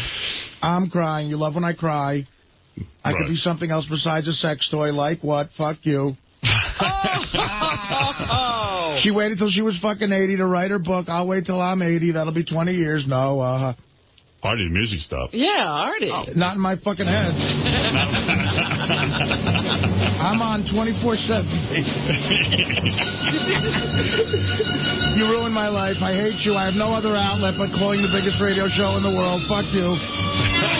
You're an asshole. You're an asshole for taking my call. I'm alone in a big house. Popping pills, walk my dog, nighty. Oh, you. Wanted to blow you in the bathtub in L.A. You didn't want it. You were married. Fuck you. She didn't say that. I fucked Casey. No, I didn't. Casey's lying. Casey's an asshole. Casey's an asshole. You're an asshole. Robin, I love. Robin's great. You should listen to Robin. Robin's great. John Hein and Robin should host the show. I love John Hein and Robin. John Hein's the best thing ever happened to you. Best thing ever happened to the show is John Hein, and you kiss Barbara Walters' ass. Icon. Fuck you. Thank you. Make new point. I'm losing it. Somebody fire John Hein right now. Check it in. Fire John Hein. No. Feel like Eric. I feel like Eric. All right. That was the craziest. The craziest thing about that call is I agree with everything Jessica said, and I love her for saying it. Yeah. I just thought it was time to say goodbye, and then she got mad at me. And I think Robin said something very ballsy there, too, because she has a relationship with Barbara Walters, right? Sure. Yeah. Robin wore her bat dress on The View. Yeah, I mean, I think that, you know what, I never thought of it that way, but definitely she was afraid that an affair with, because she was big with Middle America. Absolutely. She was a white woman on TV, and they're taking her right down. The Oscar specials is all like, you got to get people in Nebraska to watch. Well, all right. I'm glad Jessica made that point. Pharrell fired Chris Naboa. Because now she's being so brave to say that she had an affair with a black man. Right. Now it's easy to say. Star Jones was on her case yesterday and said, I can't believe, because Ed Brooke does have a family that's alive. Right. Sure. Do they want people running around going, oh, yeah, your dad slept with Barbara Walters? Hell no. No one wants that. No one wants that. You know what? Let's do it. Look at her. All I know is while Jessica was complaining, I made 25 grand. You were just counting. You know what? I was counting my grand. Wow. Let's do like the telephone game and slightly change the rumor. Like, let's say that Barbara Walters slept with Hubie Brooks from the Mets. That'll be good. All right, let's take a break. We'll be back right after these words. We'll be back right after these words. And another 32 grand. Listen to these words. I'm sorry. Time contributors first started here. Now, yeah, other long-time contributors like Isaac, although they're not on staff, but they've certainly been a part of the show for a long time, are Jessica Hahn and Dominic Barbara. Right. And they both took a lot of flack today. Now, Jessica called in because she wanted to give her opinion on the Barbara Walters Oprah interview. And after making her point, I think Howard thought, okay, enough, move on. But Jessica clearly didn't think she was done yet, and as a result, got pretty upset. Yeah, I feel bad for Jessica because, she just lost her longtime companion. But she also, we were just listening to some old tape. When Jessica's in that mood, it's not hard to get her to cry. Now, I spoke to her yesterday, and she was totally upbeat. I spoke to her off the air and like a different person. But, it's 3 o'clock in the morning or 3:30 in the morning out there, and Artie's breaking your balls. I don't know what happened to her today. Yeah, here's a little bit of Jessica talking to Howard, if you and Howard's trying to figure out, what did he do wrong? Do you want us to somehow get Barbara? I just wanted to make a freaking point. You made it. Okay. So why are you mad at me? What did I do? You know what? I'm just sick of you. Sick of me? I'm trying to make a fucking point. You made the point. Don't listen 5 hours a day. All right, keep going. Sorry. What is she talking about? Are you all right? Don't start crying. Well, why is she mad at me? What did I do? I just said, okay, hey, Jessica, that's a good point. Everything with your fucking shows. Come on, next. Yeah, next. That's why I get high ratings, because I don't dwell on any one thing. Whatever. God fucking forbid I should spend 3 fucking minutes outletting because I have nowhere else to put an outlet. Shut up. Yeah, why are you laughing at her? Because this is insane. I don't know why she's mad at me. This is funny to me. You're horrible. This is hysterical. Listen to her. I mean, what do you do? What do you do if you're Jessica, and what do you do if you're Howard? Howard did exactly what he does. He, sort of brought it to the forefront and, let's explore this. Let's not, other people would sweep it under the carpet, say we're going to a break. Howard's like, I need to know everything that you're thinking and feeling right now. For Jessica, listen, I've had days where you come in and everything seems like it's going fine, and Howard just sort of hits you the wrong way. I know, and it's not him, it's me. Well, there are times you go in and I know you've got a point, you want to say something, and Howard immediately, he always keeps the show moving. And when you're the one when it's at your expense. Oh, it's brutal. It's brutal. Like, Jessica can't even see. You guys see, we all have monitors there. Sometimes you go in, Sal and I have talked about this, and Howard gets a glaze over his eyes that says, could you just fucking finish already? And that's after the third word. Yeah, you got hit with that today. I did. That's always painful, man. What are you going to do? David in Ohio, you're on the wrap-up show. Just don't go on the air, Gary. Yeah, I want to about Jessica Hahn. She made a comment today, size 0 with double Ds. Has anyone seen her lately? And if so, if the situation was right and everybody was single, who would actually nail it if they could? Has anybody seen Jessica lately? I haven't seen her in ages. We saw pictures of her. I think they were recent. Yeah. How old did she say she was? I figure she's around my age. She said 48, I think. Yeah. She was born in 59. Okay. Sal, what do you think? I think you got a better chance of seeing the Loch Ness Monster than seeing Jessica Hahn these days. Why? Because it's been 10 years and she still refuses to send us a picture or anything. She seems like, I don't know. I think the wall got the best of her. You did that phone sex thing with her, right? Yeah, that was a lot of fun. Did you enjoy that as much as she did? I sure did. She was phenomenal. And I don't even care if she looks like Madame the Puppet. I'd probably bang her right now. Madame the Puppet. Sal, I'm glad you're here. Is she dead? Waylon Flowers. The puppet died? But Sal, Waylon Flowers did. I'm glad you're here because. Hey, John, you're on the air. Good morning in Milford, Mass. Good morning. Hey, now. How are you this morning? Hey, Jessica fucking Hahn. Slip off into obscurity, honey. Wow, listen to me. But I got to say, the funniest thing she said, Howard, was when she told you to eat my cunt. Was that the fucking... Yeah, when Jessica said lick my cunt, I got to say, that was really funny. Yeah, Artie, you left that out of the song. I know. You left lick my cunt out. When guys act you, you're like, yeah, fuck you, dude. Suck my dick up. And she's like, fuck you. Eat my cunt. Eat my cunt. Oh, my God, I just fucking laughed. Figaro. All right. Eat my cunt, homewrecker, Barbara Wolf. Let me get to Lisa G, because I got a lot of stuff to get to today, and I'm going to buzzsaw right through it. Rolling Stones Through and Through was on the Sopranos soundtrack. Through and through. Good way to record. That was back in the day. A lot of old Beatles shits like that, too. Yeah. Lick my cunt. Rain feels cold. I hear radio and everything.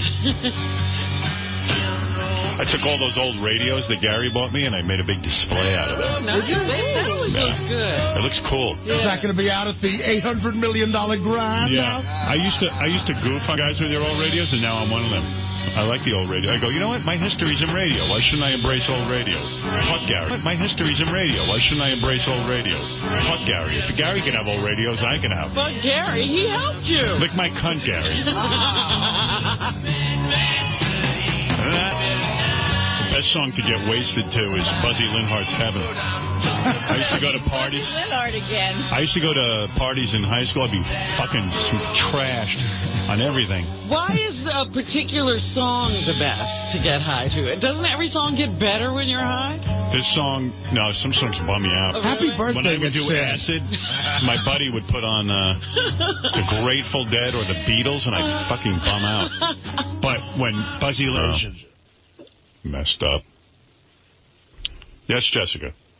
Howard, it's Kiss My Cunt. Oh, right. Sorry. Kiss My Cunt. Kiss now my get cunt. it right, Artie. That's like a Broadway play. Kiss Me, Kate. Kiss My Cunt. Fun. Or KMC. Kiss My Cunt. I got KMC tickets. KMC. Now that you calm down, I am out an apology. I was agreeing with you. Thank you, Howard. Yeah, exactly. Well, yeah. And I might kiss your cunt. Like, that's a bad thing. She goes, kiss my cunt. I'm like, okay. Yeah, all right. Yeah, make me pay. You know, when a guy goes, suck my dick, it's disgusting. And he's usually saying it to a guy. I like so I don't want to do it. When some hot chick says, kiss my cunt, I'm like, oh, fuck. Drop it. Let's go right And now. Artie, I'm not 80 years old, you little... I said you were 60. Oh. I was obviously You know what? I'm joking. a size 0 with double D's. Deal with that. You know what? How old are you now? I told you, Howard, and I'm not saying it again. I forget how old she is. She's the double nickel, 55. No, she's not. She's younger than me. She's younger than me. My ass. You know what? I'm 48. Oh, you're 48? Yeah. When did that scandal hit? 87, 88? So 20 years, yeah, that's right. It happened in 1980. It broke in 87. Yeah, she doesn't lie about her age. I don't think I've ever kissed a 48-year-old cunt. Howard, you know what? So that preacher was... What, You're making me angry again. You're making me angry again. Why? I think I lick your... I no, mean, he's I think thinking about doing it. You know what, Jessica? You're having a serious disorder. You can't even... You're not. Having a serious disorder. She doesn't understand it. She doesn't understand a thing. You don't understand. You don't understand a thing I'm saying. You're muddled mouth. I go, hey, I don't think I ever kissed a 48-year-old cunt. I think I might do it. I'm so pleased. But That's what I got. I'm not having a disorder. I'm just saying, you know, if I don't agree with you, I'm having a Robin, you know what I mean. I know what you're saying. Howard, thank you. Fuck everything. According to my math, that preacher was getting you when you were 21? Thank you. Yes, Artie. I was 20 years old. Wow. And I was a virgin. Wow. But nobody ever seems to believe that. Hey, do you have any points about Barbara Walters? Now stop it. It's my son, too. All right. Thank you, Jessica. Bring it on. I'm moving on. I hope it wasn't too short a segment. Let's go to Lisa G.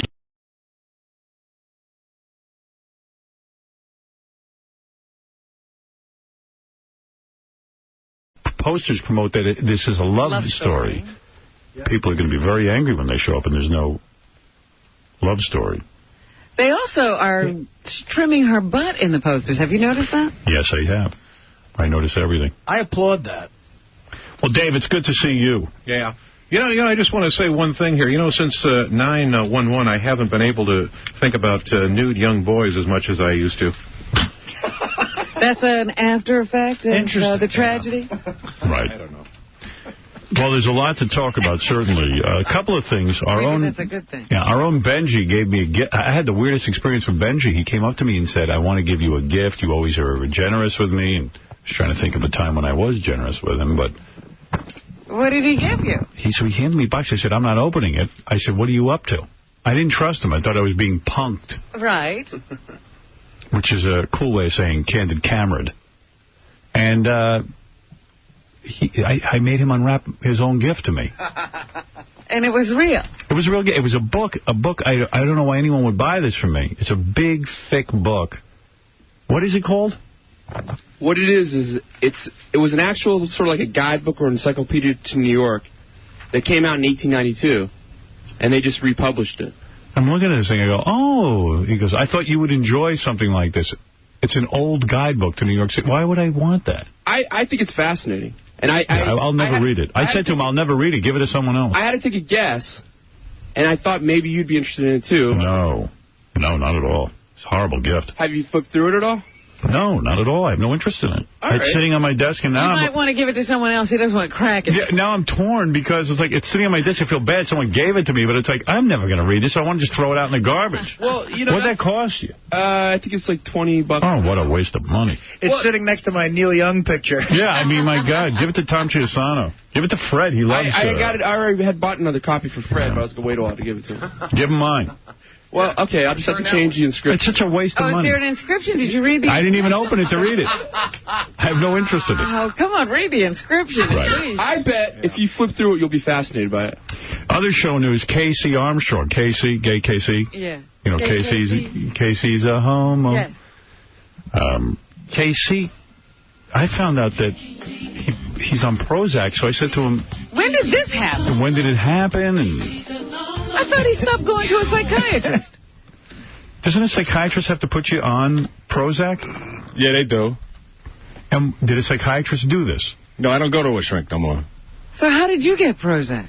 The doctor did put it on me. What doctor? Put it on you? Regular doctor. No, be honest. The regular doctor. A regular doctor? And what? All of a sudden, what happened? You went to the doctor, you complaining about what? No, I didn't complain about nothing. My brother made me do it. He said, hey, listen, this is what you're going to do.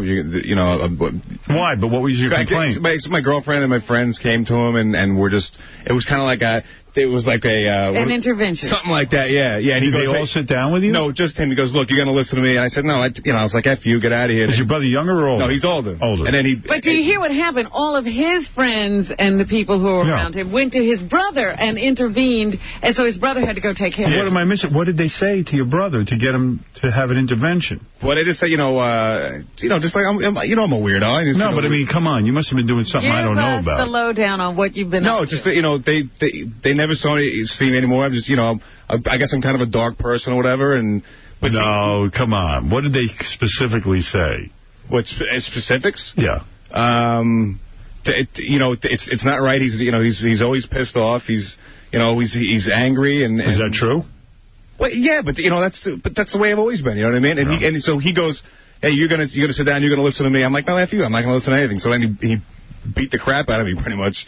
Physically? Yeah. No. Yeah, because I was like, I'm not going to listen to F you, but he's a lot bigger than me. Mm-hmm. So he said, this is... He works out in the gym, too, and does sports? Yeah, but he's a lot bigger. So he said, this is what you need to do, and you're going to listen to me. So you went to a regular doctor? I went to I'm not going through a shrink. I've been to, And when you went to the regular doctor, he had to give you a battery of tests or something? Yeah, he gave me a test. What was the test? One of them was this written test with, like, answers and stuff. And what did they ask you? It just said, just like weird questions, like... do you have, eating, is your appetite better or worse? And do you don't find enjoyment in things? And do you find enjoyment in things? How did you answer that? No. You don't find enjoyment in anything? Not a lot of things, but there are some things I do. Yeah. You like sex? And gambling? Yeah. You like gambling? Yeah. You like coming Drinking. to work? Do you like coming to work? I like work. Drinking and stuff. So he takes the test back. This is really funny. He takes the test back. But what do they? I mean, how does this test determine you need to be on Prozac? You do enjoy some things. You're angry some of the time. You don't know what the questions he answered wrong were. Right. Yeah. So he takes the thing back and he comes back in the room. He goes, I went through the test and I scored it. And he goes, apparently this is a severe case. Oh, really? Yeah. So then he goes, what kind of doctor is he? As a general, I guess, I don't know, regular doctor. Regular doctor. So he says, these are the options. This is what you should do. What were the options? Severe case. Yeah.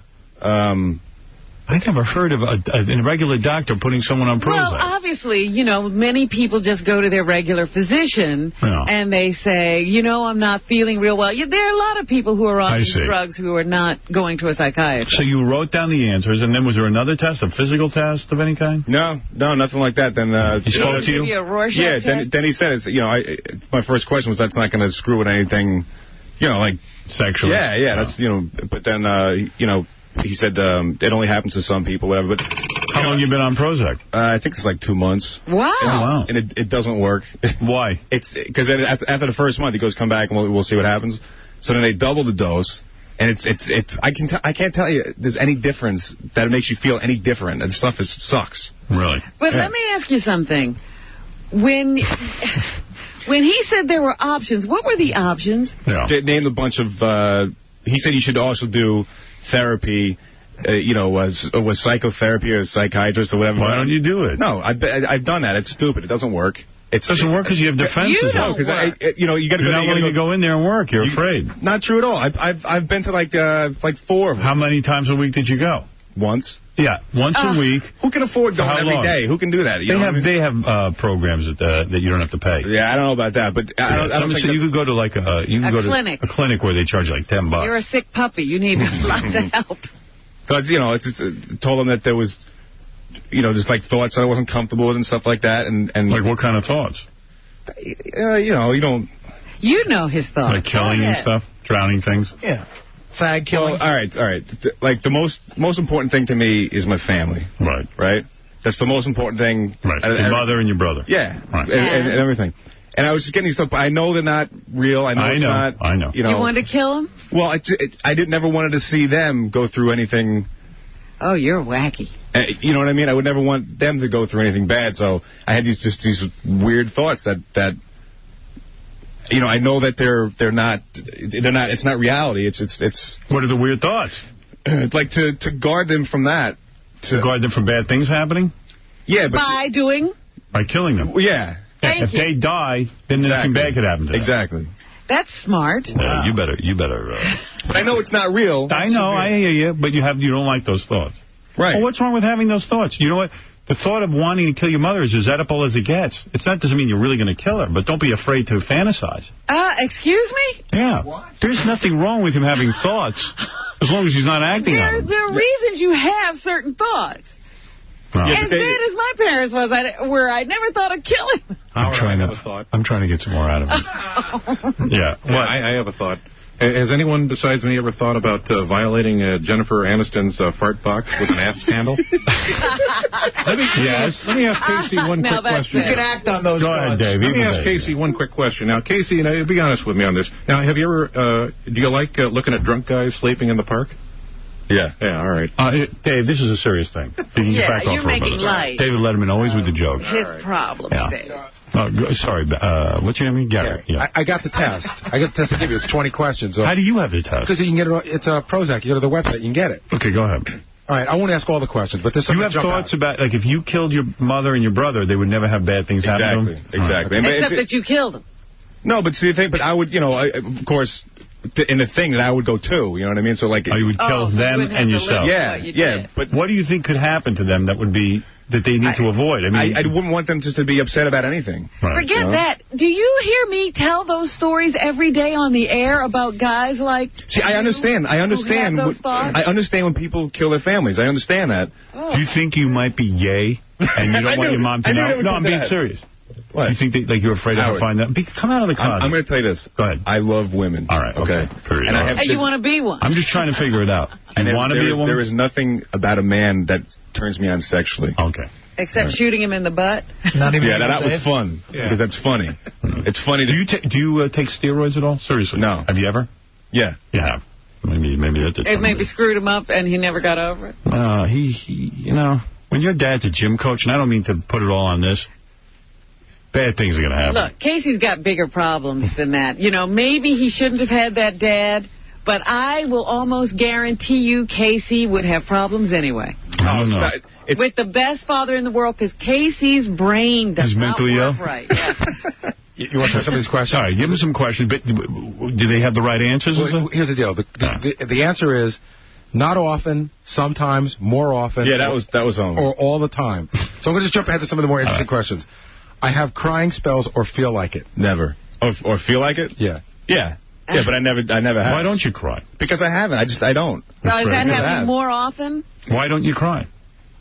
I don't know. I don't have that. I just never did. It wouldn't be manly.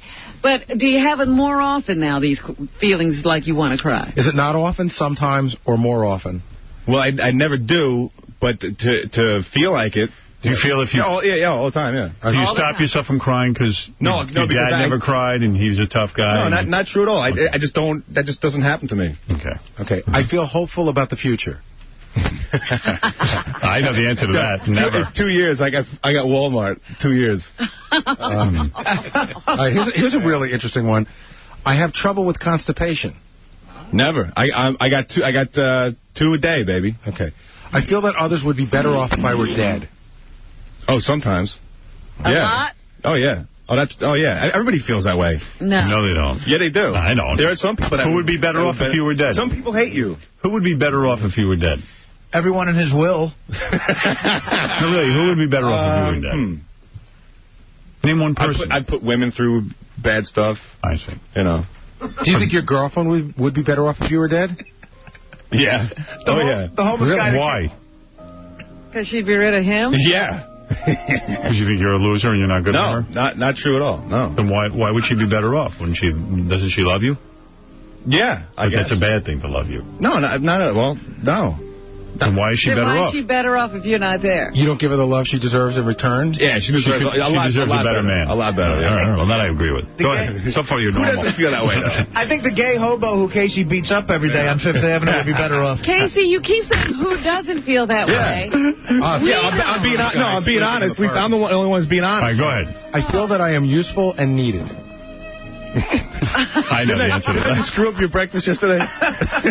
So you feel that never? No, there's some things that I'm... Like what? All right, go ahead, Gary. Yeah. Continue. I have trouble sleeping through the night. Oh, yeah, every night. So that's... Hey, there's this weird thing that was happening to me. Like, every couple days, this would happen. I would get up and I would think that somebody put a note on my TV.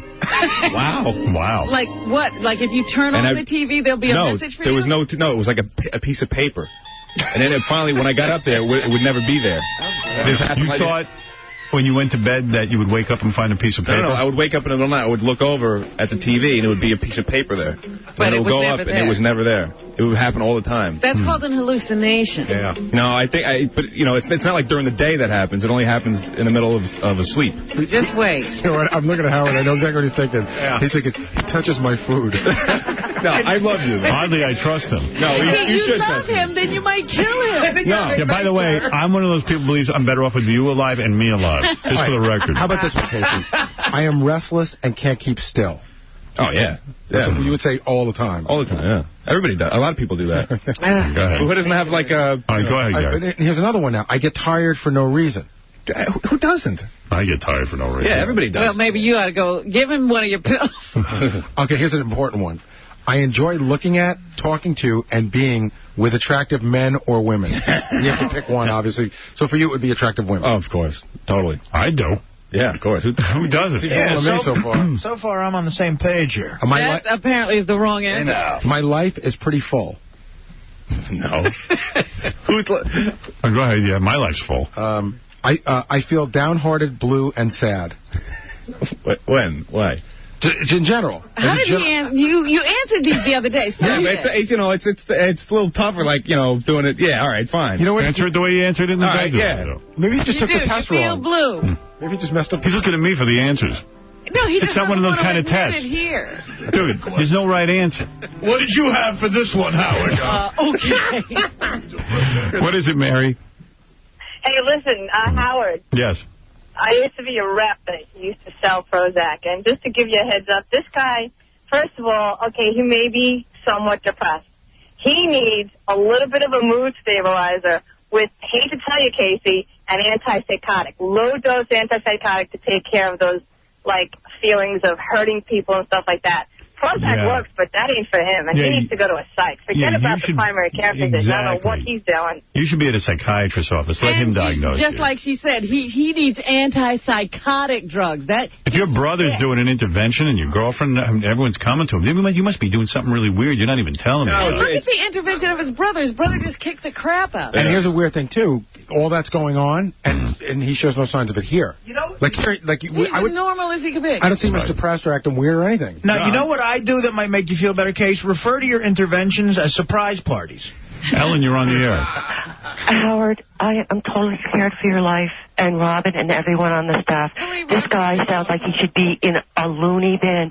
His brother should kick the ass out of him. I'm totally scared. I think Ronnie should check him for weapons and anything else that he might. That might not be a bad idea. You know what? She is absolutely right. We should put a metal detector. Yes, and Howard, don't eat the food anymore. I'm totally scared. This guy is scary. Thank you, Ellen. Bye. You don't have any weird thoughts about my food, are you? Dude, you trust me. I would never do anything like that. Oh, trust him. You know what the thing is? You can trust me, though. I think he loves his job so much that it's the one thing in his life that's holding everything else together. Yeah, but what happens the day he goes click and he's all the way over on that other side where those thoughts are? I'm out of here. I'm not going to worry about him. Joey, go ahead. First of all, the self-loathing homo is too stupid to know if the Prozac's working.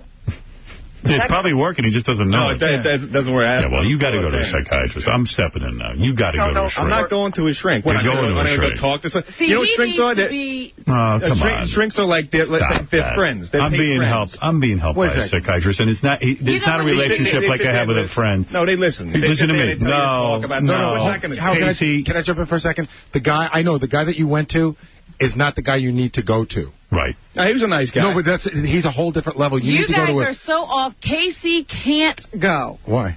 Because he's that bad off. He could never go. So what are you going to do? He's going until he's institutionalized. Do we have to throw him in a straitjacket and dump him for Belgium? So what should we do? Should we bring a psychiatrist in here and let him evaluate? Yeah, we'd have to hire one on the staff so he could just spend time with Casey every day. Casey not know. Where's Dr. Norris? I got buddies I could talk to if I wanted to. And let me add something. Yeah. Let me add. While you're at it, send Artie back to comedy school. Oh, that's ridiculous. Sure, that came out of nowhere. Dominic Barbara, who just recently had a ring put around his stomach, has already dropped 30 pounds. First of all, he has to be told that we all love him. No. And he has to be told that there's nothing bad because he has to take the medication. Yeah, it is. But no, there is not. No, there is. All mental people think it's bad to take medication. Oh, it is, yeah. You see, And Casey I always thought off that. of it right now, don't you? It's not a sign of weakness. And, you know, all his life, he's always tried to please his father. Remember how strong his father was? What do you, Dominic? What do you know? How do you know me besides what you hear on the show? Because I hear you talk about your father. I hear you talk about your mother. No, I don't. These guys do. I don't. Yes, John. Hey, we just went to the Prozac, website and answered some of those questions, and it says right here, Casey, if you have feelings of wanting to harm yourself or anyone else, please call 911 or your doctor, or go to the nearest hospital's emergency room immediately. It's a big block. They got to say that anyway. No, but I wanted to they're trying to cover their asses, but they're right. Yeah. Many people on Prozac who shouldn't be on Prozac do become suicidal. It's not a joke. Yeah, are you feeling suicidal at all? Medication. Are you feeling suicidal at all? He's right. I would never do that to anybody. Yeah, but sometimes on Prozac you get crazy. You see, there's the answer that's wrong. You just said, I wouldn't do it to anyone. The question is, would you do it to yourself? No, I wouldn't do that. It's a selfish thing to do. I wouldn't do that to anybody. Yeah, but you're not worried about you. You're worried about the people around Exactly. you. You wouldn't. Why would you do that to you? Well, I don't care about. I care about the people around me. That's Can you what I even care about. spell suicidal? Let me hear you spell it. What? Suicidal. Really? Yeah. SUICIDAL. That's right. Nice. Nice. So you can spell what you are. You know, advanced suicidal tendencies, because I... Right. You won't commit suicide, not because you want to preserve your own life. You don't want to hurt anyone else. Exactly. Yeah, well, that's bad. So then he's suicidal. But it should be good enough that I care about people that much to do that. No, you have to care about you. Casey, would you do me a favor? I'm being serious. Yeah. And I'm not... Would you get a ring around your stomach? I'm not the person... I'm not the person to be giving you advice. If you would please call me, I would appreciate it. I want to hook you up with someone who is a very special person in my life. Oh, good. So what, so I can tape it and come back and play it on the show? No, he's being are you serious. crazy? This guy's a... No, now you're being paranoid. He's for real. You call Dominic. As your boss, I'm telling you to go call Dominic. And I'll tell you what else. It won't cost you anything. You know what you ought to... You want Casey to get help? What you should say to Casey is, unless he gets help, he can't be here. Yeah. No, but he may be cutting the only ties he has left. Yeah. No, but don't mess with these forces, Robin. You don't even know what you're talking about. I don't know. You can be here. I hope that he likes it enough that he'll do it. Casey, you call Dominic right now. Where are you? You in your office? I'm not, Howard, I'm not doing that. You should. I'm not doing it. Why? Casey. I don't want to go talk to some stranger I don't know. Casey. What? Do it for me. I'm asking you. Well, it means a lot to us. I'm asking you to do it for me. Howard, I'm not going to talk to Casey, have I done things for you? Yes. I'm asking you to do me a favor. Call Dominic now. Yeah, but where are you now, Dominic? I'm on my cell phone. You know that I'm... And Casey, I'll tell you what I'll do a step further. I'll go with you for the first appointment. Oh, please. Hi, I'm in here with Casey. Into this. No, Casey can sit in a psychiatrist's office and still not cooperate. I got to get him somewhere. This doctor won't even know who you are. So. I got mad at one of them. This guy was telling me some stuff. No. I walked out of one of them. He's like, you're just afraid to get close. No, he was telling me something. I'm like, you're fat. What are you talking? Like, he was telling me about my life. I'm like, you're fat. You can't control your life. Well, dude, just because he's fat doesn't mean he doesn't know anything about it. No, it means he lacks discipline. All right. That's your father talking. And you know something? Your father, you don't have to be your father. You're a grown man now. Don't judge me. That's what the guy was doing. He's trying to help you. No, the guy was judging me. All right, listen to me. You go call Dominic right now. I'm not calling Dominic. And you shouldn't. You know why? You're all barking up the Casey, I told you to call Dominic. I'm asking you to do me a favor. Yeah, but... I've never asked you to do anything. Yeah, but... One thing I ask you. I'm not going to give you one bit of advice other than a name and make sure you don't have to pay. So what's going to happen is he's going to call his buddy. Yeah. I'm going to go there. Right. I'm going to tell him all this weird crap. No, he's a psychiatrist. You could sue his ass. He'll be a very rich man if he does that. Those guys get in a lot of trouble. Let me just tell you, Casey, can I say something? Yeah. The guy you're going to call, he's a psychiatrist. He's in his 60s. Do you think he wants to jeopardize all he's done for 50 years or 40 years because he wants to tell me things? Yeah, he wants to retire. Anything. Don't be silly. And Casey, can I just say one more thing? You should go. You really should. But you're saying you don't want to talk to a stranger. But the doctor who wasn't a psychiatrist who gave you this test was a stranger. He's not a stranger. He's a good guy. How do you know him? Because I know. I go to him. You got to go. Take a look at the website on Prozac, all the warnings. How about this, Casey? Would you call... The doctor you got the Prozac from said you should be in therapy. Why wouldn't you do that? Because he said you should do it. There's a combination of both because you can relapse if you don't. You know what, so why aren't you doing it? Robin, I've tried that. Call that doctor up. Right, enough of this nonsense. Casey, go call Dominic. Call Dominic now. I like you, but I ain't calling him. No, I got it. I said you got to do it. Here's the best thing. Call Dominic, get the number, tell your doctor will speak to Dominic's friend, and your doctor that you like and trust will show you that this guy is okay. There you go. Okay, so make your deal. Off the phone. Bye-bye. Goodbye. Just do it. Stop being a pussy and get in there and do it. You're acting like this is physical or something he can control. I'm telling you, he's got real problems. Well, I got to get him into a psychiatrist. A psychiatrist may not be what he needs. Well, hold on. Stop being a pussy. Go face the psychiatrist and be a man. What are you talking about? You heard me. Be a man. I don't want you to talk to him. I just want him to evaluate your drugs that you're taking. And get over there and stop being a pussy and get in his office. And you're annoying me. Do it. Boy. That's the only way you get to talk to like his father. You see what he's laughing like a lunatic over there, right? No, Casey, don't call Dominic now. Get out of here. I ain't calling him. Call him, you pussy. You want to get happy, Case? Casey, you should listen to Howard. Thank you, David. Howard, and if it doesn't Evil work... Dave even says. If it doesn't work, you play a lot of softball next summer and take a lot of cold showers, buddy. David Letterman, everybody, with us this morning. Joseph, you're on the air. Hey, Howard. No. I've been analyzing this KC for years, man. He's got a big problem of psychogayosis. That's the problem here. All right, thank you. You got to answer one question. Yeah. Homo says what? What? Oh, jeez, I fell for it. Got me again. Bastard. Now they revealed I'm a homo. Dear Howard, last night we were at a preview for the new Tom Hanks movie. Sleepless in Seattle. Who even knew there was a new Tom Hanks movie? I did because I had seen a trailer a couple of weeks ago. We were sitting in the back row when we spotted Boy Gary and his entourage of 2 women and 1 man sitting 3 rows in front of us. I got to tell you something, Gary... He's everywhere. He's everywhere. And really, I have like extra work that I need him to do, but I don't ask because I think... Everybody's busy, you think? I need a supervisor to really bust his balls. I really do need a supervisor. You're out every night of the week. And I'm going to be out every night as long as I'm... night... You never actually have to, like, stay in sometimes because you have work to do. Oh, that's... Yeah, never did that. I've done it. You don't do that. Sure I have. Let me ask you something. When did you ever do that? Robin, do you go out? No, not much. Do you go to plays? How many plays have you seen in the last 3 months? They're always on the weekends. Of course, the woman has to save her voice for the show. She'll lose it otherwise. I'm doing fine. I'm doing a good job here. Well, the movie screening was at 7 o'clock the other night. Is that a problem? When have you ever stayed here late to do extra work? If I stayed here, well, I stay here late a lot. I stay here till 4, 5, sometimes 6. Oh, you do? Sure. Oh, I didn't know that. I was unaware of that. You know that all too well. Absolutely you know But I wanted to ask Howard a question. Sure, yes. Go ahead. Excuse me, Robin. All right, Howard. Yeah. You work around the clock by choice. That's true. Do you think it is proper to require that of others?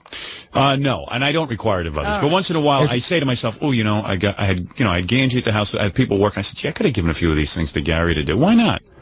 But then I just... I do a lot for the show. A lot. No, you do... You tell me I do the minimum. Yes. That's you a do lie. what's necessary. You do what's necessary to keep your job. All right. So then it says here, Gary went down to get sodas with one of the females. Which female was that? I went with Kathy, who also works in our office, and Jennifer, who works in the promotions department. Then she came back alone and told the others that Gary used his pull and got better seats in the reserve section up front. Now the question is Gary a big star and we don't know about it? The answer to all those answers is yes. Oh. So who do you go to when you want to move your seat? I went to somebody that worked at the movie company. And what do you say to them? I said, is there any chance that it's reserved seating? Yes. For media. And I said, I didn't say, hey, I'm Gary, put me in there. Well, what do you say? How do you introduce yourself? The guy knew me. When I walked in, he knew me. He knew me from the show because of you. Right. No question about it. And what do you say? I'm Gary, the producer of the Howard Stern I didn't Show? have to say I'm Gary. He knew me. He knew already who you were. When I came in, he said, hey, Gary, how are you doing? I had seen him at other screenings. Right, so you went up to him. And they usually have passes to get into this media section. I said, hey, is there any chance that you have any of those tickets to get in? He said, yeah, no problem. I see. I did not say, I'm Gary, let me in. And why is it that the movie company is so excited to see you there? You don't say anything about the movies on the air. Sometimes I do, sometimes I don't. It doesn't matter. Why do they want you there? Because he's media. Oh, you're media. Yes. You really feel you're media? In a bizarre, convoluted way, yes. Fascinating. Well, it's from I'm not Jeffrey Lyons, but in a strange way, I work on the show. Sometimes it might come up. I don't say to somebody, hey, if you put me in that section, I'll talk about your movie tomorrow. Interesting that you perceive yourself as media. Anyway, for our devoted fans, Anthony and Brenda, there is the answer. Gary says he is a big star, and we don't know about it. I did not know it. I just said I am not a big star. No, you said you were a big star. star. You said the answer to all those questions is yes. He doesn't even know what he just said. You know what Gary does? He skates on those rollerblades. He's a skating star. I did that on Monday. That's right. During time when I could have been doing things for you, I skated. You're not really media, though. You know what you are? Meteor. Mediocre. No, you are meteor because you've gained weight. You've got meat on you. You're meteor. Oh, I got it. You got a meteor. Yeah, okay. There you go. All right, thank you, Fafafui. So there it is, Fafafui using his considerable pull as meteor. Throwing around his weight. Throwing around his considerable weight. I just picture like Tobin coming back with the popcorn and soda. Guess what? Gary just threw his weight around. Gary just used his clout to get us better seats. I want a list of wherever you go in terms of extracurricular activities. I want a list of where my name is used to get into things. There's a chance that might happen. What do you mean, a chance? I mean, I'm going to try to put that together. No. That's what I want. I got you. When you are invited to something where tickets are involved and you are using them, I want to know what everyone is doing. I want just to figure that you know what? You can save yourself some time. Just figure that every move I make somehow is related to you. No. But it is. Everything I do. No. When I go to Listen sleep, to me. the bed I sleep in, Hey, I bought wise ass. The money I made on the show. No, wise ass. When you go to a movie, a free Tom Hanks movie, I want to be aware of it. I want to know because then I owe somebody a favor. You don't owe anybody a favor. Why not? Because the envelope came to me, not to you. And why do you think it came to you? Because I work on the show. But and why do you think they invited you? Does every single person that works on every single show have now I owe a favor to the person that let you in for free and treated you to exceptional seats. You don't owe anybody anything. Because the price of $7 now I owe somebody. You don't owe anybody anything. Nobody got charged to be in the movie. That's wrong. Now we've done them a favor. No, we haven't. Excuse me. They've done you a favor. No, they haven't. As a result, they've done the show a favor. They haven't done you a favor. They invited many people to come see the list. I don't know why you continue to have these arguments. This is what I want. As an employee of mine, this is what I want. Yeah. I want a list, a typed list every week of events that you go to. I don't know. No, that's what I want. I'm not kidding around. I'm not saying it for on the air. Yeah. That's what I want. I want to be aware of it. Okay. Not events that you do in terms of you and your wife buy tickets somewhere. But if you I bought tickets for a play on June 24th. I'm going to see Did you use my America. name to get the good seats? No, I did not. You didn't? Oh, as a matter of fact, I did. Oh, you did? So who did you call to get those good seats? Peggy called somebody for me. And who I did pay for the seats, though. Oh, you did pay? I paid for the seats, but I did call somebody to get the tickets. Someone did us a favor, the show a favor. That is correct. In my name, the Howard Stern Show did us a favor so that you could go see this play. So can I start the list with How many favors do you think I've asked for this year? How many favors? Yeah, how many of plays, of movies, two. of two? Wrong. Maybe three. Okay, let's just be honest. 3. How many do you figure you've asked for? 300. Right.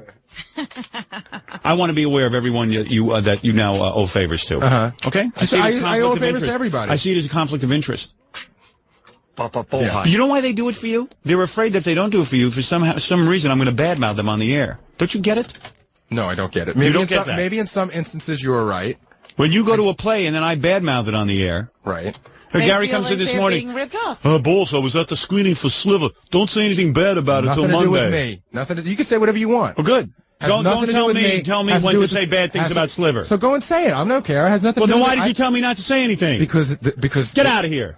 Get out. You want an answer? No. Get out. Get out. Get out now and go work on your list. How dare you? You just cut it off when you can't get the answer. That's right. Get out. I don't want the answer. I told you what the answer was. The answer is I want a list. I want a list. The answer doesn't fit the mold. I want a list of all free things. Kathy's a typist. Let her type the list. You feed it to her, okay? But why don't you want to know the truth? Why don't you want the answer? I don't want the answer. I've had all the answers I need. All the answers. The answer is that I want a list. You don't look like a fool. I want an answer every week on where you've gone. But why can't I talk where my name is used? Because I want to know when my name is used by my producer. I have just legally changed my last name to From the Howard Stern Show. Right. Yeah, you have. I know. I've never seen a guy who's a bigger chazer. I must have such a reputation in the street. I guess. Of a guy who asks favors of people and badmouths them afterwards. I must have because I don't even know what favors are being done for me. Thank you. And please, I want a list so that when I badmouth somebody, I can apologize to them afterwards. You can badmouth whoever you want. No, I can't. Because I'm seen as a freeloader through you. I never saw more of a freeloader than you. Free tickets, free this. Okay, can you get me better seats to this? Can you get me into the Knicks? I work for the Howard Stern Show. Excuse me, can you move my seat down? I work for the Howard Stern Show. The Howard Stern Show, the Howard Stern Show. I'm one of those guys who's very uncomfortable with all of that. Okay. I'm very uncomfortable. I would like to at least know where it is you're partying. You got it. Thank you. Okay, you can leave now. May I? Yep. I can. Thank you. Thank you. Thank you. Goodbye. Goodbye. I'll see you. Don't be belligerent, Gary. It's wrong what you're doing. It's wrong. Fa-fa-fooey gate. I'm breaking into his lifestyle. I need G. Gordon Liddy to break in.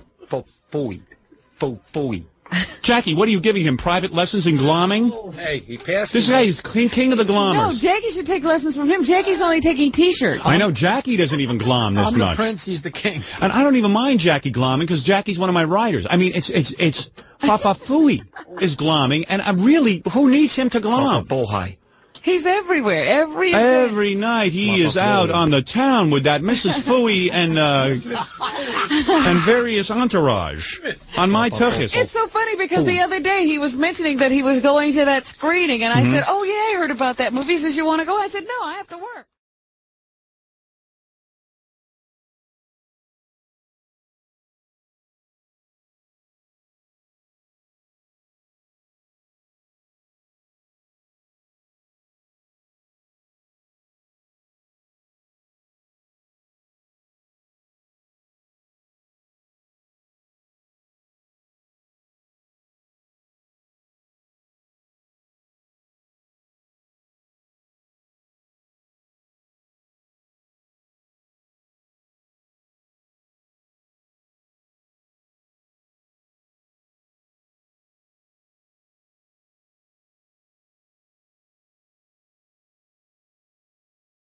Yeah, do you want to go? What about him telling you there's a screening up front?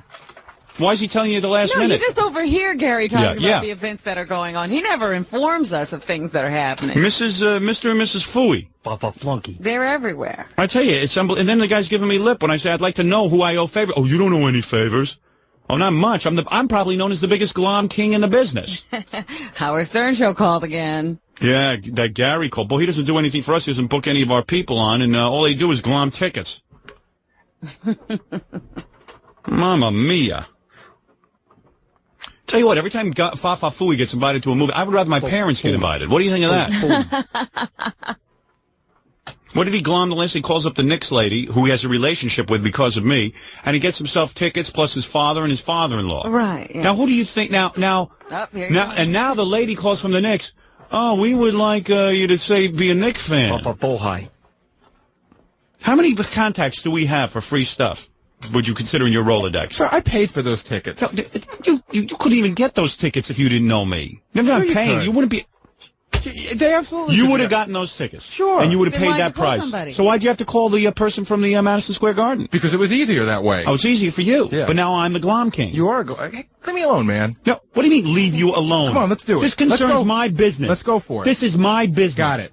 Do you understand? Got it. What do you mean leave you alone? I should mean, leave me you alone. You want to talk to me about it? Talk to me about it off the air. I don't want to talk about it Get off some the air. balls and talk to me about it off the air. No, hey, pal, I got all the balls I need. Then how come you don't talk to me about it off the air? I prefer to talk to you about Why? it on the air. Why? You want to talk to me about it off the air? No, you don't said- want to hear me off the air about this, Gary. I'll be twice as bad. No, you better pray that I do this on the air. Because No, when I I do don't- it off the air, you'll be fired. That's fine. This is because I'm threaten not me, tell firing me. you. This is because I'm not firing you. I do it on the Treat air. me like an employee. Yeah. Don't threaten me. Yeah. You want to fire me? Sit me down and talk to me about it. You are an employee. I'm telling you what you have But to I don't do. want- I don't- It is not your I role don't to need to tell talk me to the where whole I world have to about do this. it. I can tell you off the air or on the air. But I don't need There to. are some I don't things need I to tell talk you to the off whole the world air. about this. I don't care. It's not your job to Well, tell then I me don't where care to talk. I don't care to have to. Then quit. No, then fire me. All right, you're fired. Okay. Okay. Goodbye. Let's go. Goodbye. Don't show up anymore. What do you mean? Let's go. You're fired. No, let's really do it then. Tell me. You are fired. I've had this conversation with you You several are times. fired. Go to commercial. Yeah. Turn off the microphone. Yeah, I'll turn off the mic and tell you. No. The mic was just off. I told you you're fired. Go to No, that's commercial. not good. You don't like the way I'm firing you now. Is that it? No, I don't. I want you to tell me off the air. I told you, I'm your boss. I don't have to fire you understand where you're you my want boss. me to fire you. I'm firing you now on the air. I know, but it's hard. Don't back me up against the wall and make me look foolish. It's hard to tell when you're telling the truth because you're always. I am this telling on-air you the bits. truth. Here, I'll raise my right hand. You're fired. Okay. How's that? Do you want me to clean out my desk? Clear out your desk and leave. I really will. That's all. Good. No, Goodbye. but I'm being Then goodbye. I'm being dead serious. Goodbye. You just walked in here. You're a funny guy. I didn't fire you, but you walked in here asking to be fired. I didn't ask to be fired. I asked to defend myself. Oh, I can't take it. You just said, come off the air and fire me. So if you want to be fired, you're fired. But that's because you're always threatening me. But I'm not threatening. I'm telling you what I want. I don't want you glomming all of these free things without my It's fine. knowledge. Talk to me about it off the air. I don't want to talk to you about it off the air. But why? Can I ask why? Because I'd rather talk to you about it on the air. But I don't why? have to explain myself to you. When you get a show and you have somebody working for you, you'll explain yourself to them every minute? Is this a show or is this work? This is work. This is work. Right We're now, doing it on we are the show. doing. That's right. I don't do it off the air, and that's none of your business why I don't. But you do a lot of other things with me off the air. Yeah. When you're unhappy, why don't we do those on the air? Because I don't have to answer you. I don't have to even give you a rationale. I don't owe it to you. You do nothing. You are my boy. You're my slave boy. So do you understand the confusion then? No. You don't understand the confusion. I'm telling you what I want. I want you to write a list every week. If you cannot write the list, then you can leave. You don't understand the gray area between the show and real life. None for me. There is no gray area. For you, you're in charge. I am telling you what I want. Do you want me to tell someone else what I want, or do you want me to tell you what I want? No, I'd like you to tell me. Okay, here's what I want. Ready? I would like a list every week of what you're glomming from this show. Yes. Because it is done in my name. Yes. And my name is out there, and I would like to know what free things I am soliciting. Right. That's it. Okay. That's it. It's that simple. Okay. And if you can handle that, you can work here. Okay, and if I can't... And if you can't handle it, you should get a job somewhere else, because it's not a tough duty. When you accept tickets for something to something, you write it down. Okay. Okay, that's it. All Goodbye. right. Now leave. There's no gray area. The only great thing around here is your gums. See, now what is that supposed to mean? Now all of a that sudden means your gums But should now be it's- massaged. now- That's what it means. Are we doing real life, or now are you doing jokes? What is the difference? I told you what I want. Here's what I want you to do. Repeat again if you don't understand it.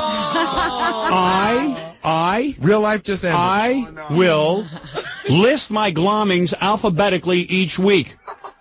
Do it, Fred. Here, Fred. I will list my glommings alphabetically each week. I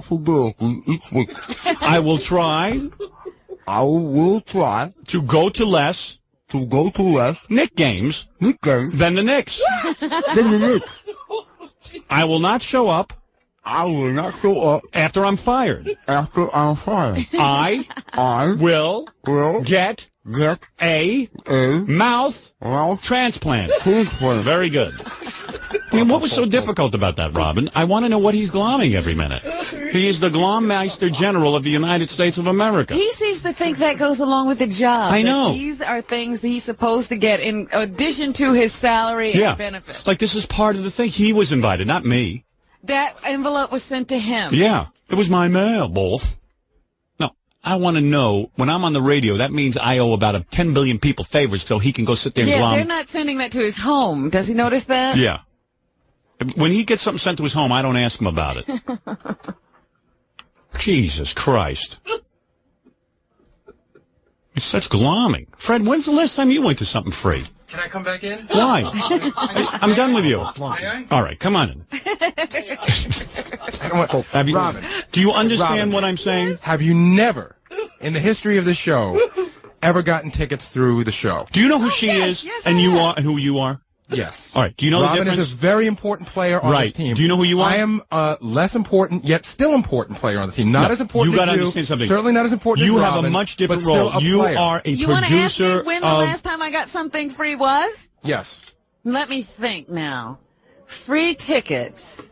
Here is the point. Or wait a second. No. You know what? I'm Free done tickets this, is wrong. Gary. Now I'm going to get annoyed again. I'm going to get. You really want to stop this line of Or Robin questioning? to use her influence to get into because I'm going to tell you something. Party, the big screening party. You went to Robin last is year. on the radio show, And I am too. And you are the producer of the show. There's a big difference. And I'm also a You're character the person on the who show. books. No. Yes, I'm not a character on the show. No. I want a list of what you're glomming. I agree. Okay, but thank you. That's it. Stop it. Why Stop doesn't- it already. I would like you want to Robin get me to submit a riled up? list? Do I have to explain to you the difference? No, there is no explanation. He wants to know about my personal friend Leslie Mercer inviting me to the Madonna screening. She wasn't your friend, so you got to be on the show, Robin. If you weren't on the show, she wouldn't even be your have friend. developed a personal But, relationship. of course, because of the show. But did I you don't meet her have a before the problem show? with her Before the show, glomming. she wouldn't have even met I don't you. have a problem with her going out every night and glomming because she's a person on the air who will report But back I to me don't on the air what goes on. And I don't care. This is what I want. Do you want a listener to explain to you the difference between Robin and you? No. Why don't we do that? No. Why don't I just pick up this phone right now? Hello, you're on the air. Hello? Hello? Yeah, are you listening to this? Yeah. Okay, do me a favor. Explain to Gary the difference between him and Robin, because he doesn't see a difference. I didn't. No, wait. I didn't say there was Would you no explain difference. the difference to him because he can't get the difference? Explain it to him. Gary. Yes. What are you doing? Don't hurt me. Don't hurt me. Go ahead. Tell me. Let him talk. I'm calling to apply for Gary's job. Good. What is your qualification? Tell me what you've done. Well, I'm in the insurance business, but I'm organized. And I'll work hard. Okay, can I tell you what Gary did before I hired him? Sure. He reported the traffic up to Roz Frank in the end copy. You are more qualified for Gary's job. Well, I'd like to fax over my resume. Please do. That sounds good. All right, thank you, sir. Thank you. All right, bye-bye. Bye-bye. That really But wasn't let me also that say, wasn't a great Leslie punctuator. called me. I didn't call her. All right, very good. You don't have to explain yourself to Papa But he's Fluley. asking. I want him to know. I don't go calling. But if you didn't know Howard, Gary solicits. Gary calls up Wait, the she wanted National to ta- Coliseum. she He wanted to calls take up you- Westbury Music Fair. He calls up everywhere, Leslie glomming. wanted to take you because you were a friend, and she wanted to take you because you're a friend of Howard. Prince is coming to town. I'm going to call up my friend. Prince is coming to town. I'm going to call up the record company. Prince is coming to town. I'm going to call up the record company. She's using you. You got no and I microphone. can choose whether I want to be used or not. All right, thank you very much. I am really look at this. He's comparing his role on the show to you. Now you're completely insane. How come not Because you know what you're doing? You're filibustering, and I'm not interested in it. telling the truth? I just told you what I want. I don't want an explanation. I don't want to hear what Robin gets versus what you get. All I want is a list every week so I'm aware of who is glomming what on this show. I never said I wouldn't give you that All right? list. I want to know. Trying to illustrate that other people do similar things to. Not Be that more when I- like Fred. Fred's uncomfortable taking his paycheck. All right, Gary, would you say that the amount of free things the rest of us accept be commensurate with the amount of things you accept for free? I don't know. I haven't given it thought. All right, very good. You know it's not. We will be back right after. There's no discussion anymore on this, and I want to do the news Gary, next. he's got a new commercial sign. I know. Well, we're going to take a break right now. Thank you.